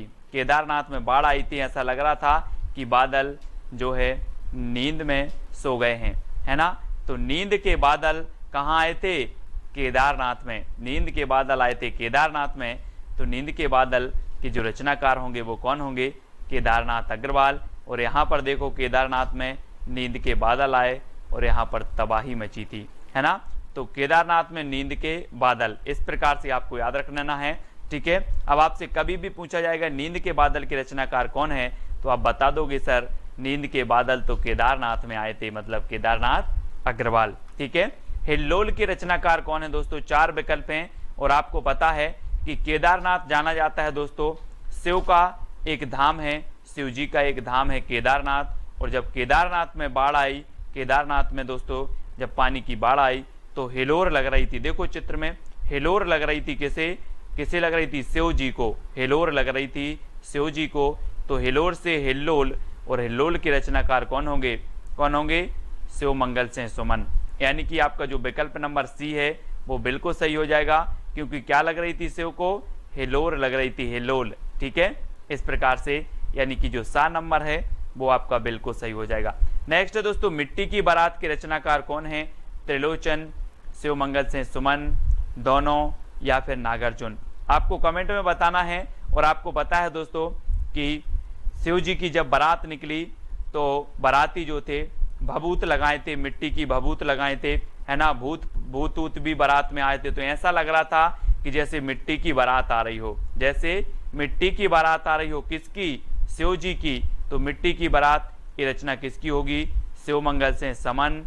और त्रिलोचन भी कहा जाता है दोस्तों किसको? शिव को। तो त्रिलोचन की भी ये रचना है, शिव मंगल से सुमन की रचना है ना? कौन सी? मिट्टी की बारात। तो अब आपको याद रख लेना है मिट्टी की बारात किसकी आ रही थी? बोले सर त्रिलोचन की या फिर शिव जी की। तो शिव मंगल से सुमन और त्रिलोचन। ठीक है, यानी कि आपका उत्तर सी नंबर बिल्कुल सही हो जाएगा। अगला क्वेश्चन है दोस्तों, राह के दीपक 1947 की रचनाकार कौन है? त्रिलोचन, शिव मंगल से सुमन, रांगे राघव या फिर नागार्जुन। तो आपको पता है राह के दीपक कौन बने?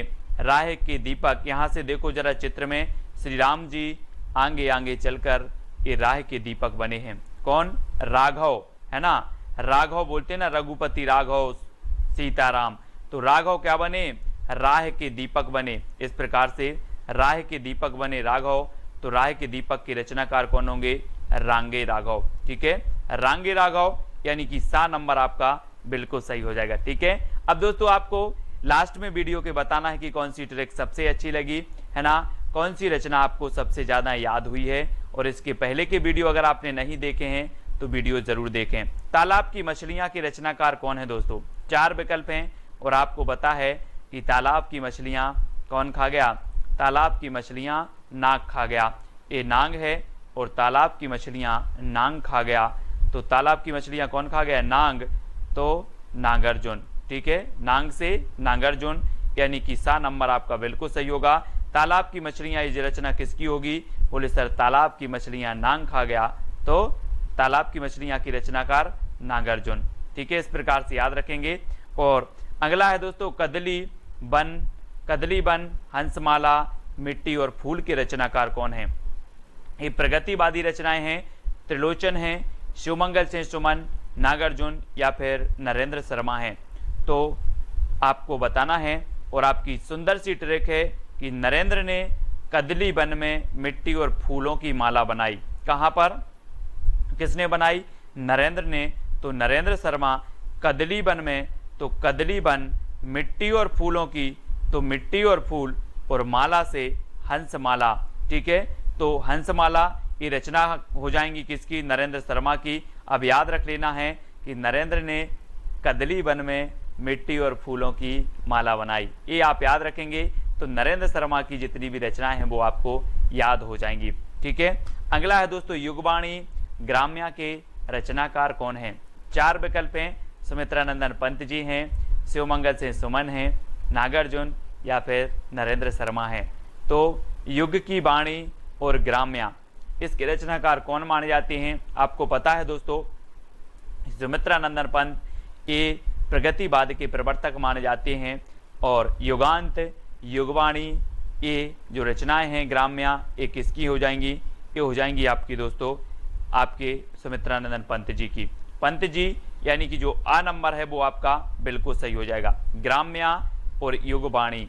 ठीक है, तो ये चीज आपको याद रखनी है, ये नंबर आपका बिल्कुल सही हो जाएगा। अगला है दोस्तों, पिघलते पत्थर 1946 के रचनाकार कौन है? आपको पता है दोस्तों कि पत्थर कैसा भी हो, या पत्थर दिल बोलते ना अपन, कि वो तो पत्थर दिल है। कोई भी पत्थर दिल हो रघुवीर के पास आ जाए तो पिघलते पत्थर, पत्थर भी पिघल जाते हैं, पत्थर दिल भी पिघल जाते हैं। तो पिघलते पत्थर कहाँ पर? पिघलते पत्थर कहाँ पर? रांगे राघव के पास, राघव के दरबार में पिघलते पत्थर। तो रांगे राघव की रचना है, 1946 की रचना है। और पिघलते पत्थर कहाँ पर? राघव के दरबार में, है ना? तो रांगे राघव यानी सा नंबर आपका बिल्कुल सही हो जाएगा। कभी भी आपसे रचना पूछी जाएगी, बोले सर पिघलते पत्थर, तो पिघलते पत्थर, पत्थर भी पिघल जाते हैं कहाँ पर? रांगे या फिर राघव के दरबार में। ठीक है, अगला है युगधारा 1953 सतरंगे पंखों वाली की रचनाकार कौन है? सुमित्रानंदन पंत जी, शिवमंगल से सुमन, रांगे राघव या फिर नागार्जुन। और आपको पता है दोस्तों कि युगधारा और सतरंगे पंखे वाली, तो आपको कैसे याद रख लेना है? एक ट्रिक है कि नागार्जुन की युगधारा सतरंगे पंखे वाली है, नागार्जुन की युगधारा सतरंगे पंखे वाली है। ठीक है, अभी हमने पढ़ा कि तालाब की मछलियां नाग खा गया। अब नागार्जुन की युगधारा सतरंगे पंखों वाली है, तो युगधारा और सतरंगे पंखों वाली है, ये भी आपकी नागार्जुन की ही होगी। ठीक है, तो नागार्जुन यानी कि जो डी नंबर है वो आपका बिल्कुल सही हो जाएगा। अगला है प्रलय और सृजन की रचनाकार कौन है दोस्तों? सुमित्रानंदन पंत हैं, शिवमंगल सिंह सुमन, रांगे राघव या फिर नागार्जुन। आपको पता है कि शिव जी के पास प्रलय भी पलते हैं और सृजन भी, है ना। प्रलय और सृजन सभी पलते हैं कहाँ पर? शिव जी के पास। तो शिव जी के पास पलते हैं तो शिवमंगल सिंह सुमन। बोले प्रलय और सृजन किसकी है? तो आप बता दोगे कि सर ने बताया था कि प्रलय और सृजन तो शिवमंगल जी के पास पलते हैं, है ना, शिव के पास पलते हैं। तो शिवमंगल सिंह सुमन, ये चीज़ आपको याद रखनी है। ठीक है, अभी हमने कहा किया था मिट्टी की बारात त्रिलोचन और शिवमंगल सिंह सुमन की, है ना, अलग अलग रचनाएं इनकी एक ही नाम से है। ठीक है, और ये प्रलय और सृजन 1944 की रचना ये शिवमंगल सिंह सुमन की है। ठीक है, अगला है ऋतु संहार रंग रूप के रचनाकार कौन है? सुमित्रानंदन पंत जी हैं, शिवमंगल सिंह सुमन, रामविलास शर्मा या फिर नागार्जुन। ऋतु संहार और रंग रूप के रचनाकार कौन हैं? आपको याद रख लेना है, एक छोटा सा कोड है दोस्तों कि ऋतु का रंग रूप रामविलास जैसा है। ऋतु का रंग रूप कैसा है? रामविलास जैसा है।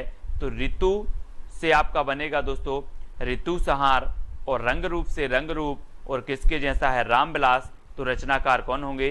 रामविलास शर्मा, यानी कि जो सी नंबर है वो आपका बिल्कुल सही हो जाएगा। अब आपसे कभी भी पूछा जाएगा ऋतु संहार किसकी रचना है, तो आप बोलोगे कि ऋतु का रंग रूप रामविलास शर्मा जैसा है ना, या रामविलास जैसा है। तो ऋतु का रंग रूप तो ऋतु संहार, रंग रूप से रंग रूप, रामविलास से रामविलास शर्मा। ठीक है, अगला है जिजीविषा संतरण और संकल्प के रचनाकार कौन है दोस्तों? ये प्रगतिवादी रचना है। जिजीविषा यानी कि जीने की इच्छा, संतरण संकल्प, इनकी रचनाकार कौन है? पंत जी, शिवमंगल सिंह सुमन, महेंद्र भटनागर या फिर नागार्जुन। और आपका बिल्कुल सही आंसर है दोस्तों। यहाँ पर ट्रिक याद रखना है कि महेंद्र ने संत बनकर जिजीविषा का संकल्प लिया। संत बनकर जिजीविषा यानी कि जीने का संकल्प लिया। तो किसने लिया? महेंद्र भटनागर ने। इसलिए जिजीविषा, संतरण और संकल्प ये तीनों ही रचनाएं किसकी हैं? महेंद्र भटनागर की हैं। और महेंद्र ने संत बनकर जिजीविषा का संकल्प लिया, ये आपकी ट्रिक हो जाएगी। ठीक है, और दोस्तों ये सारे नोट्स आपको ज्वाइन मेंबर यानी कि ज्वाइन ग्रुप में मिलेंगे। ठीक है, तो आप ज्वाइन मेंबर अवश्य बने चैनल के। ठीक है, अगला है गुलाब और बुलबुल के रचनाकार कौन है? सुमित्रानंदन पंत हैं, शिवमंगल सिंह सुमन हैं, महेंद्र भटनागर या फिर त्रिलोचन। तो गुलाब और बुलबुल के रचनाकार बताना है। गुलाब और बुलबुल ने त्रिलोचन की पूजा की। किसकी पूजा की? गुलाब और बुलबुल ने त्रिलोचन की पूजा की, यानी कि त्रिलोचन की रचना हो जाएंगी गुलाब और बुलबुल। ठीक है, ये एक ही रचना है गुलाब और बुलबुल, और दोस्तों ये त्रिलोचन की रचना है। ठीक है, त्रिलोचन, गुलाब और बुलबुल ने किसकी पूजा की? त्रिलोचन की। ठीक है, अगला है विश्वास बढ़ता गया पर आंखें नहीं भरी। विश्वास बढ़ता गया ये अलग रचना है, पर आंखें नहीं भरी ये अलग है। लेकिन आप पढ़ते हो कि विश्वास बढ़ता गया पर आंखें नहीं भरी, है ना। शिव को देखते देखते दर्शन करते करते विश्वास बढ़ता गया, पर दर्शन से दोस्तों आंखें नहीं भरी।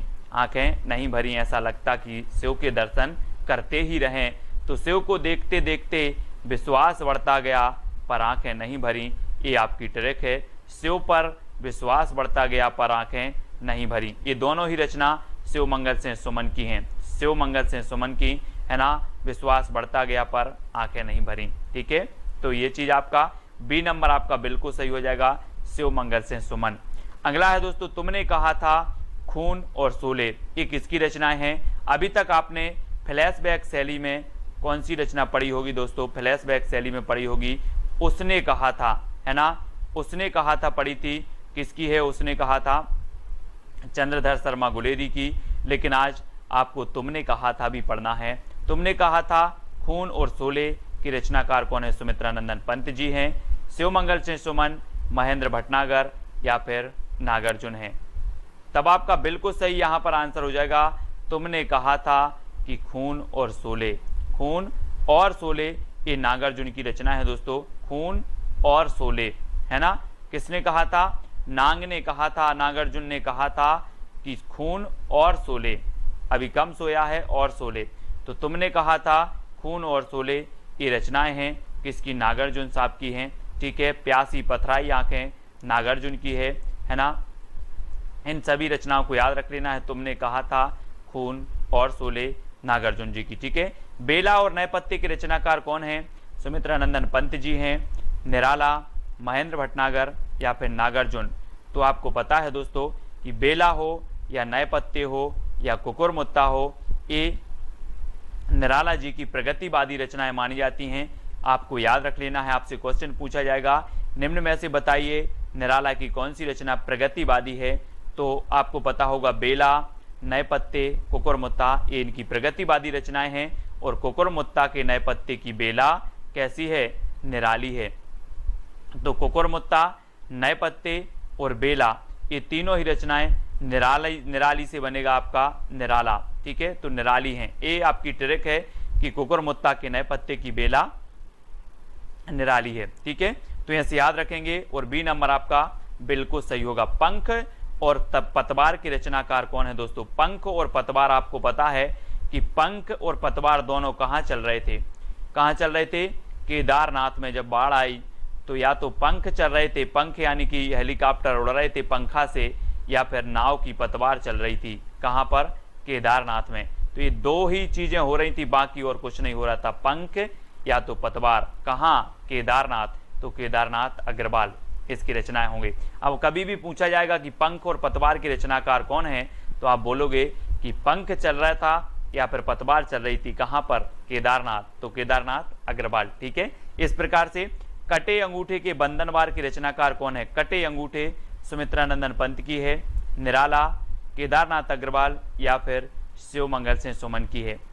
कटे अंगूठे के बंधनवार, और बहुत ही बढ़िया है दोस्तों, अगर आप शिव की भक्ति करते हो तो आपके जो बंधनवार भी हैं वो सारे कट जाएंगे, है ना। कटे अंगूठे के बंधनवार, और हम करते करते शिव की भक्ति, ये आपके कट जाएंगे, यानी कि शिव मंगल सिंह सुमन आपका बिल्कुल सही हो जाएगा। बोले शिव की भक्ति करते करते कटे अंगूठे के बंधनवार, कटे अंगूठे के बंधनवार शिव मंगल सिंह सुमन।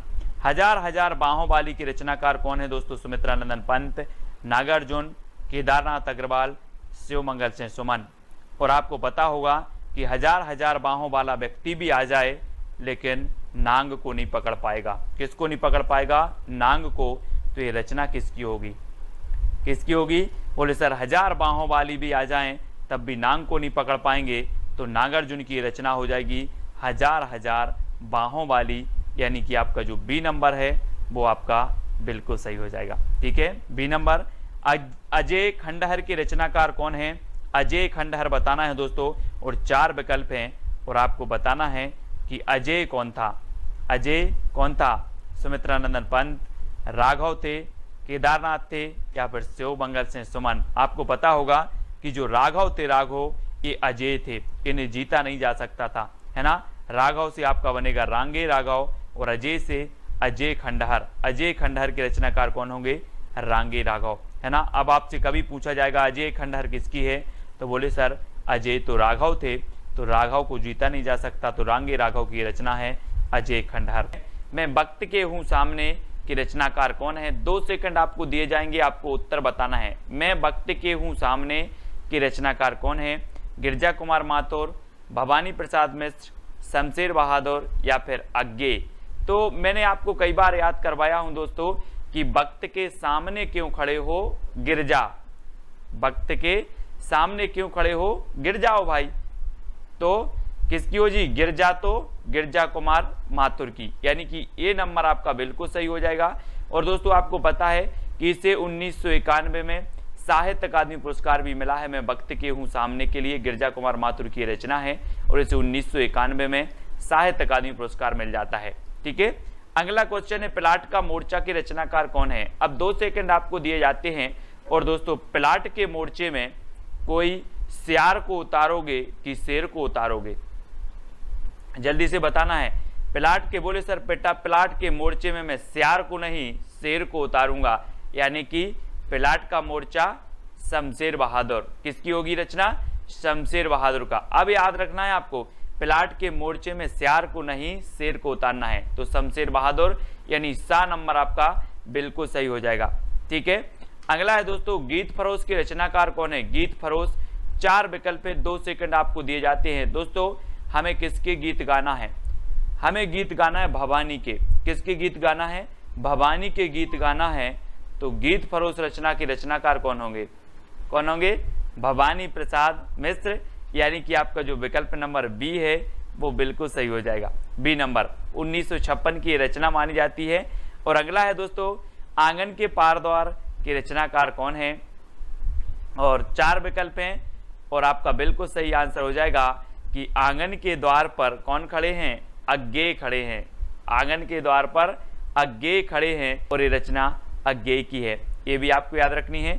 ठीक है, चांद का मोह टेढ़ा के रचनाकार कौन है? दोस्तों 4 विकल्प हैं। मैं आपको बता दूं कि अगर व्यक्ति की मुक्ति हो जाए तो उसका जो मोह होता है वो सीधा नहीं रहता, ऐसा हो जाता टेढ़ा। चांद का मोह टेढ़ा, मुक्ति मिल गई तो चांद का मोह टेढ़ा हो जाता है। तो चांद का मोह टेढ़ा, ये रचना किसकी होगी? मुक्ति बोध, यानी कि आपका जो सा नंबर है वो बिल्कुल सही हो जाएगा। ठीक है, अगला है ठंडा लोहा के रचनाकार कौन है? ठंडा लोहा, दोस्तों आपको पता है कि लोहा कितना भी गर्म हो, है ना, कितना भी गर्म हो, धर्म के पास आते ही ठंडा हो जाता है ना। लोहा कितना भी गर्म हो, धर्म के पास आते ही क्या हो जाता है? ठंडा हो जाता है लोहा। तो उत्तर आपका सही क्या होगा?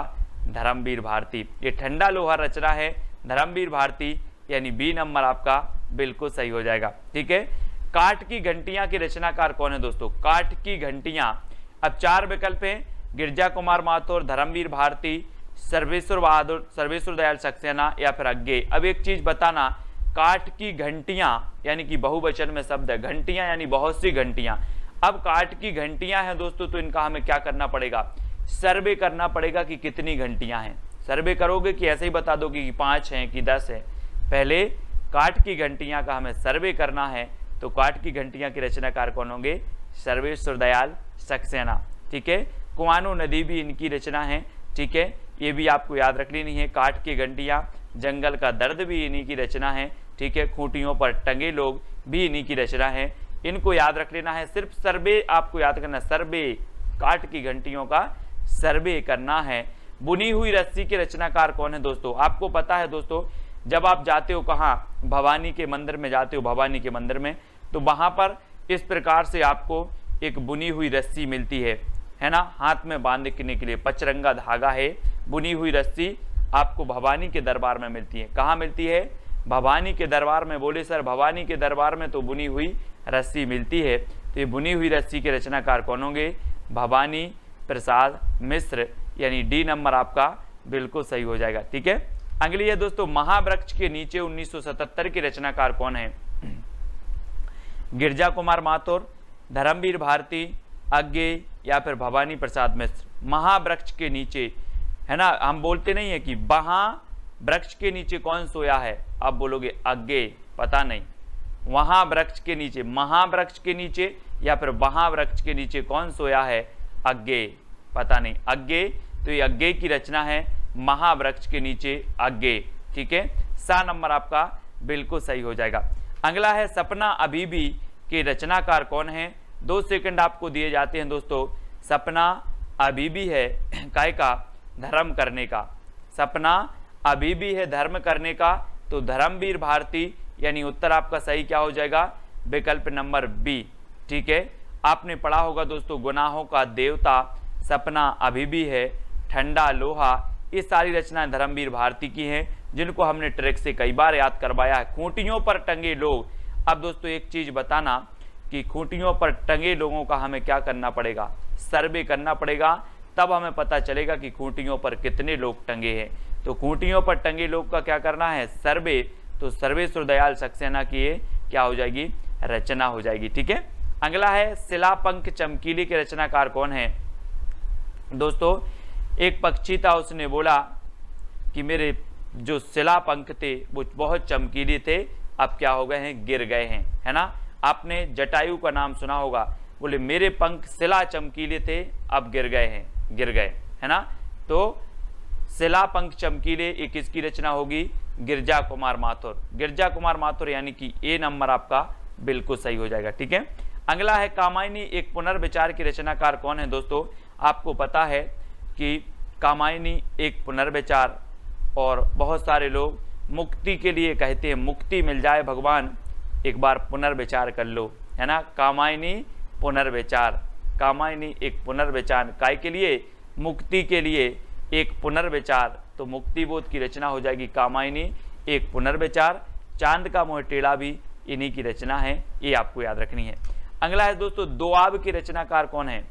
दोआब, 4 विकल्प हैं और दोआब के जो रचनाकार होंगे वो कौन हो जाएंगे? वो हो जाएंगे शमशेर बहादुर, शमशेर बहादुर यानी सा नंबर, है ना। दोआब भी इन्हीं की रचना है, प्लाट का मोर्चा भी इन्हीं की रचना है, और शमशेर बहादुर को दोस्तों कवियों का कवि कहा जाता था। आपसे क्वेश्चन बनता है कवियों का कवि किसे कहा जाता था, तो आप बता देना शमशेर बहादुर को। ठीक है, खुशबू के शिलालेख के रचनाकार कौन है? दोस्तों खुशबू के शिलालेख, है ना, किसने देखे? भवानी ने देखे। खुशबू के शिलालेख भवानी ने देखे, तो खुशबू के शिलालेख के रचनाकार कौन होंगे? कौन हो जाएंगे? भवानी प्रसाद मिश्र। ठीक है, खुशबू के शिलालेख किसने देखे? भवानी ने, तो भवानी प्रसाद मिश्र खुशबू के शिलालेख। ठीक है, अगली रचना है दोस्तों भग्नदूत के रचनाकार कौन है? भग्नदूत, अगर मैं आपसे पूछूं कि कितने दूत भग गए?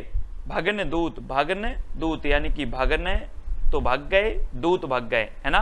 तो कितने दूत भग गए? तो आप बोलोगे सर अज्ञे पता नहीं कितने दूत भग गए, है ना। तो ए, है ना, ए हो जाएगी अज्ञे की रचना भग्नदूत। ठीक है, अगला है भूरी भूरी खाक धूल की रचनाकार कौन है? दोस्तों आपको पता है कि जब व्यक्ति को मुक्ति मिल जाए तो उसकी ये जो भूरी भूरी भूरा भूरा शरीर है ये सब खाक धूल में मिल जाता है। भूरा भूरा शरीर खाक धूल में मिल जाता है जब मुक्ति मिल जाए, तो ये भूरी भूरी खाक धूल रचना के रचनाकार कौन होंगे? कौन हो जाएंगे? मुक्ति, क्योंकि मुक्ति मिल जाए तो भूरी भूरी खाक धूल, है ना। अगला है दोस्तों धूप के धान की रचनाकार कौन है? और धूप के धान आपको पता है दोस्तों, आप अगर गांव में रहते हैं तो धान अगर अच्छी बारिश हो जाए और मिट्टी बहुत ऐसी हो जाती, बहुत पानी हो जाता है मिट्टी में, तो धान गिर जाती है। धान क्या हो जाती है? गिर जाती है। तो धूप के धान, धान बोले सर गिर जाती है, तो गिरजा कुमार माथुर, गिरजा कुमार माथुर यानी कि ए नंबर आपका बिल्कुल सही होगा। ठीक है, अगला है जंगल का दर्द की रचनाकार कौन है? अब दोस्तों एक बात बताना, जंगल में बहुत सारे पौधे हैं और जंगल का दर्द आपको कैसे पता चलेगा? कैसे चलेगा? जब आप क्या करोगे? सर्वे करोगे। बोले सर जब हम सर्वे करने जाएंगे जंगल का दर्द क्या क्या है ना, तभी हमें जंगल का दर्द पता चलेगा। तो जंगल का दर्द की रचनाकार कौन है? सर्वेश्वर दयाल सक्सेना, और सा नंबर आपका बिल्कुल सही हो जाता है, सा नंबर, है ना। जंगल का दर्द सर्वे करना है, जंगल के दर्द का क्या करना है? सर्वे, तो सर्वेश्वर दयाल सक्सेना।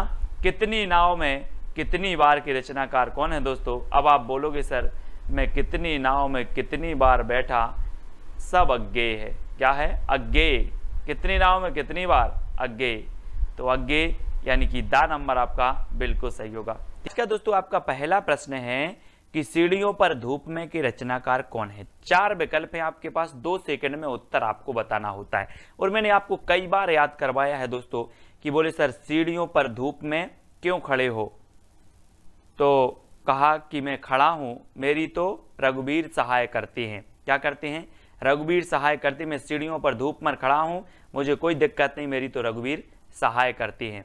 तो इसके रचनाकार कौन होंगे? रघुवीर सहाय करते हैं। बोले सीढ़ियों पर धूप में खड़े हैं तो रघुवीर सहाय करते हैं, तो रघुवीर सहाय की रचना हो जाएगी, यानी आ नंबर आपका बिल्कुल सही हो जाएगा। ठीक है, नेक्स्ट है आपका संशय की एक रात की रचनाकार कौन है? कई बार एग्जाम में पूछी गई दोस्तों। 4 विकल्प 2 सेकंड में आपको उत्तर करके चयन करके बताना है। फिर मैं आपको बता देता हूं कि संशय की एक रात में, संशय की एक रात में नरेश मेहता आए, संशय की एक रात में नरेश मेहता आए, ये आपकी ट्रिक है याद करने की।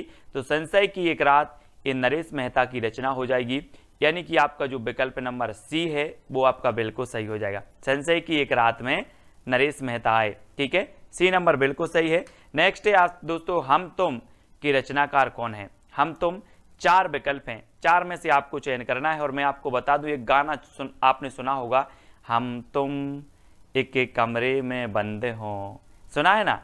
तो दोस्तों क्या कुंवर लोग, आजकल के जो कुंवर लोग हैं, कुंवर, वो चाहते हैं कि हम तुम एक कमरे में बंद हो। तो यहां पर रचना है आपकी हम तुम, और कौन चाहते हैं, कुंवर लोग, तो कुंवर नारायण की हो जाएगी, कुंवर नारायण, यानी डी नंबर आपका बिल्कुल सही हो जाएगा।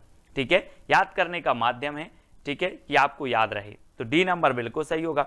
नेक्स्ट दोस्तों संसद से सड़क तक की रचनाकार कौन है। बोले सर संसद से सड़क तक धूल ही धूल मिलेगी, धूल मिलेगी, क्या मिलेगी, धूल मिलेगी, तो धूमिल, धूल मिल, इस प्रकार से धूल मिल, संसद से सड़क तक धूल मिल, तो धूमिल की रचना है सुदामा पांडे धूमिल की, है ना। बोले सर संसद से सड़क तक धूल ही धूल मिलेगी, धूल मिल, धूमिल, ठीक है, धूमिल साहब, यानी डी नंबर आपका बिल्कुल सही होगा, धूमिल साहब हो जाएंगे इसके। अगला है मृग और तृष्णा की रचनाकार कौन है। 4 विकल्प हैं दोस्तों।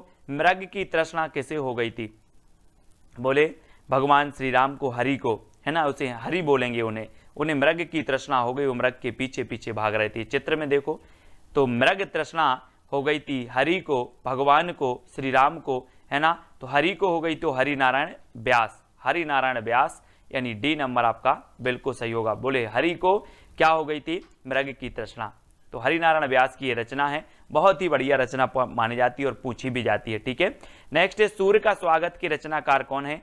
4 विकल्प हैं दोस्तों, आपको उत्तर बताना है। इससे पहले कि अगर आपने वीडियो नहीं देखी है तो वीडियो जरूर बताना है। सूर्य का स्वागत कौन कर रहा है, रघुवीर सहाय, दुष्यंत कुमार, सुदामा पांडे धूमिल। ये दुष्यंत कुमार 2 जगह है, तो आप 2 में से एक कोई भी उत्तर बता देंगे कि सर सूर्य का स्वागत दुष्यंत कुमार करेंगे। कौन करेंगे सूर्य का स्वागत, दुष्यंत कुमार। ठीक है दोस्तों, जो भी साथी ज्वाइन मेंबर बनना चाहते हैं चैनल के, वो ज्वाइन मेंबर बन सकते हैं और ज्वाइन व्हाट्सएप ग्रुप में जुड़ सकते हैं। ठीक है, वहां पर आपको पीडीएफ आदि स्टडी मटेरियल प्रेषित किया जाता है। आपका कमेंट जो है सबसे ज्यादा हाईलाइट होते हैं, आपको तिरंगा इमोजी भी दिया जाता है। ठीक है, तो सूर्य का स्वागत दुष्यंत कुमार की रचना हो जाएगी। जागते रहो की रचनाकार कौन है। आपने देखा होगा भारत में जो पहरा देते हैं वो कहते हैं जागते रहो, कहां पर, भारत में, तो कौन होंगे, भारत भूषण अग्रवाल। बोले सर भारत में जो पहरा देते हैं वो बोलते हैं जागते रहो, कहां पर, भारत में, तो भारत भूषण अग्रवाल की रचना होगी कौन सी, जागते रहो। ठीक है, अब आपसे कभी पूछा जाएगा कि जागते रहो की रचनाकार कौन है, आप बोलना कि जागते रहो पहरा देते हैं भारत में, है ना, तो ये बोलते हैं जागते रहो। ठीक है, इस प्रकार से। अगला है आत्महत्या के विरुद्ध की रचनाकार कौन है।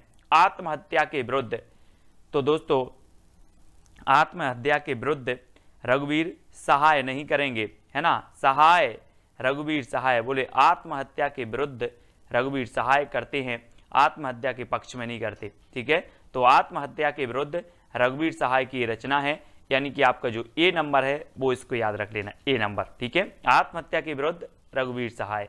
ठीक है, आत्महत्या के विरुद्ध रघुवीर सहाय, धूप में, है ना, सीढ़ियों पर धूप में रघुवीर सहाय, इनको याद करेंगे, ये पूछी जाती रचना। परिवेश के रचनाकार कौन है। दोस्तों आपने प्राचीन काल में पढ़ा होगा कि राजा महाराजाओं के पास कुंवर होते थे, बोले कुंवर हुए हैं, है ना, कुंवर हुए हैं, तो वो कुंवर को बहुत अच्छा परिवेश देते थे। क्या देते थे, परिवेश, किसको, कुंवर को, कुंवर को राजा महाराजा परिवेश देते थे।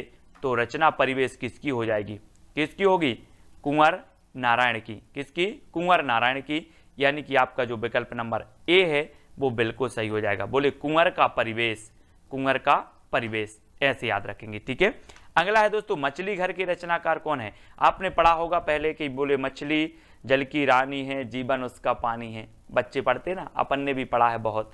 और मछली की रचना, मछली घर के जो रचनाकार हैं, और इसको याद करने की ट्रिक है, मछली घर में विजय देव पकड़े गए। कौन पकड़े गए, विजय देव पकड़े गए, तो मछली घर रचना हो जाएगी विजय देव नारायण शाही। मछली घर में विजय देव पकड़े गए, तो विजय देव नारायण शाही, यानी डी नंबर आपका बिल्कुल सही होगा। ठीक है, डी नंबर। अगला है दोस्तों आपको चांदनी और चुनर की रचनाकार कौन है। 2 सेकंड में आपको उत्तर बताना है और इसका बिल्कुल सही आंसर हो जाएगा। कौन है चांदनी और चुनर, शकुंत माथुर। शकुंत माथुर यानी कि शकुंत माथुर ने चांदनी की चुनर ओढ़ी। किसने? शकुंत माथुर ने चांदनी की चुनर ओढ़ी। तो चांदनी और चुनर की रचनाकार होंगे शकुंत माथुर। इस प्रकार से याद रखेंगे। क्या बोलोगे अब कि शकुंत माथुर ने चांदनी की चुनर ओढ़ी। ठीक है, इस प्रकार से। नेक्स्ट है नाव के पांव की रचनाकार कौन है? दोस्तों आपने देखे नाव के पांव? बोले सर नहीं देखे। तो ये किसने काट दिए? जगदीश ने। कोई जगदीश नाम का लड़का है, उसने नाव के पांव काट दिए। बोले सर जगदीश ने नाव के पांव काट दिए, तो क्या हो जाएंगे? नाव के पांव के रचनाकार होंगे जगदीश गुप्त। कौन होंगे? जगदीश गुप्त। किसने काट दिए नाव के पांव? जगदीश ने। ठीक है, तो नाव के पांव रचना किसकी होगी? जगदीश गुप्त की हो जाएगी, यानी सा नंबर आपका बिल्कुल सही हो जाएगा। ठीक है, मुक्ति प्रसंग कंकावती के रचनाकार कौन है? बहुत ही बढ़िया प्रश्न है दोस्तों। और मुक्ति प्रसन्न और कंकावती ये दो रचनाएं हैं, और ये दो रचनाएं किसकी हैं? तो वो हैं राजकमल चौधरी। राजकमल चौधरी की मुक्ति का प्रसंग कंकावती से पूछो, है ना। राजकमल की मुक्ति का प्रसंग किससे पूछो? कंकावती से।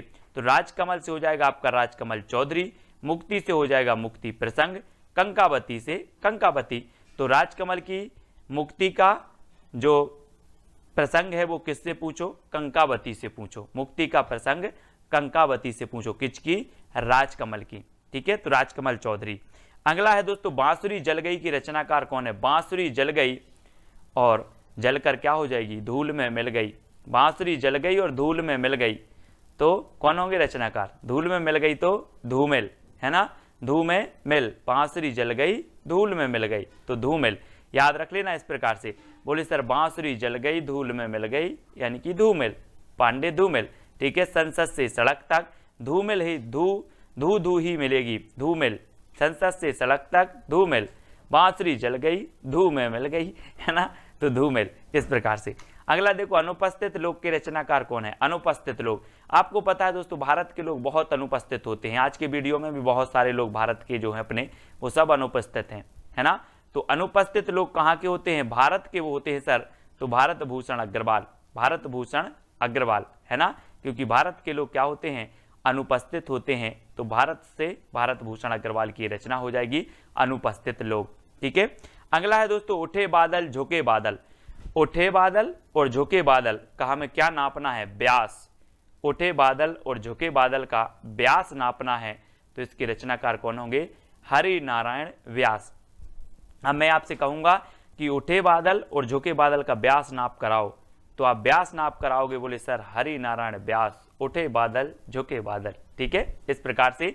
और उत्तर आपका हो जाएगा विकल्प नंबर सी, और सा नंबर आपका बिल्कुल सही होगा। ठीक है, अगला है कुआनो नदी की रचनाकार कौन है?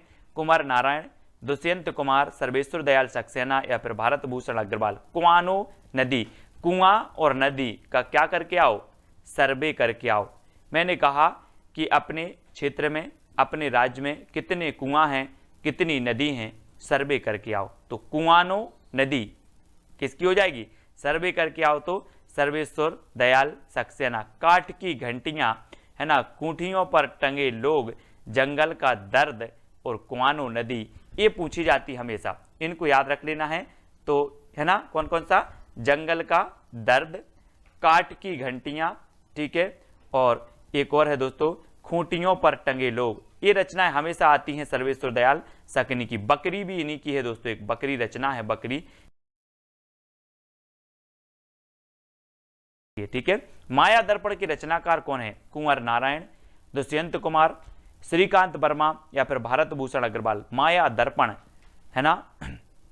बोले सर माया के दर्पण में श्रीकांत वर्मा बन गए, है ना। माया के दर्पण में श्रीकांत वर्मा बन गए, याद रख लेना है आप। माया के दर्पण में श्रीकांत वर्मा बन गए, वर्मा बन गए, तो श्रीकांत वर्मा की रचना हो जाएगी कौन सी? माया दर्पण। माया के दर्पण में श्रीकांत वर्मा बन गए। ठीक है, इस प्रकार से। अगला है मिट्टी की बारात के रचनाकार कौन है? दोस्तों यहां पर जो विकल्प दिए हैं इन विकल्प के अनुसार बताना है, नहीं तो अमृतलाल लांगर की भी रचना मिट्टी की बारात, शिवमंगल से सुमन की रचना भी मिट्टी की बारात है। और मिट्टी की बारात किसकी है? त्रिलोचन, त्रिलोचन की है। और त्रिलोचन आपको पता है शंकर जी को त्रिनेत्र कहा जाता है, त्रिनेत्र, जिनके 3 लोचन हैं उन्हें त्रिनेत्र भी कहा जाता है। और स्यो भी आता है, स्यो, तो स्यो से शिव मंगल से सुमन की है मिट्टी की बारात। और यहाँ पर त्रिलोचन आ रहा है तो त्रिलोचन की भी मिट्टी की बारात है। इसको याद रख लेंगे, यानी कि आपका सा नंबर बिल्कुल सही हो जाएगा। ठीक है, अब अगला दोस्तों, बोलने दो चीड़ को, बोलने दो चीड़ को, ये कौन बोलेगा, कौन बोलेगा, कोई भिखारी बोलेगा कि राजा बोलेगा, है ना। राजा कुर्सी पर बैठता है ऊंचे और बोलता है कि बोलने दो चीड़ को, बोलने दो चीड़ को, तो बोलने दो चीड़ को बोला है नरेश। कौन बोला है, नरेश बोल रहा है, तो नरेश मेहता, है ना, कोई नरेश है और वो बोल रहा है कुर्सी पर, ऊंची कुर्सी पर बैठा है, बोला बोलने दो चीड़ को, नरेश मेहता, बोलने दो चीड़ को, नरेश मेहता, और सा नंबर आपका बिल्कुल सही हो जाएगा। नेक्स्ट है एक पतंग अनंत में की रचनाकार कौन है, एक पतंग अनंत में। और दोस्तों आपको पता है कि जो वाजपेयी जी, अटल बिहारी वाजपेयी जी थे, वो भी एक कैसे थे, एक पतंग थे, है ना। पूरे भारत में उनका क्या था, वर्चस्व था, पूरे विश्व में था। ठीक है, और इन्होंने संयुक्त राष्ट्र में सबसे पहले क्या, हिंदी में भाषण भी दिया था। तो एक पतंग थे वाजपेयी जी, जो कहाँ चले गए, अनंत में चले गए, अनंत में। ठीक है, तो एक पतंग अनंत में, कौन, वाजपेयी, यानी कि अशोक वाजपेयी, और सा नंबर आपका बिल्कुल सही होगा, अशोक वाजपेयी। ज्ञात से अज्ञात की ओर हम याद करते हैं, पढ़ते हैं। ठीक है, अब दोस्तों अगला जो आपको प्रश्न है जिसका उत्तर आपको बताना है, कागज के फूल किसकी रचना है, कुंवर नारायण की, दुष्यंत कुमार की, अशोक वाजपेयी, या फिर भारत भूषण अग्रवाल की। ये 4 रचनाएं हैं, 4 विकल्प हैं, इनमें से आपको चयन करके बताना है कि ये रचना किसकी है।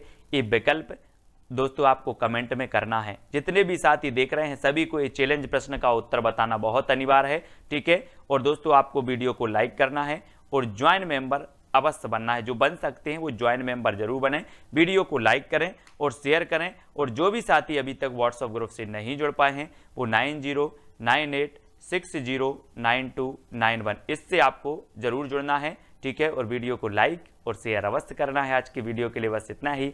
जय हिंद।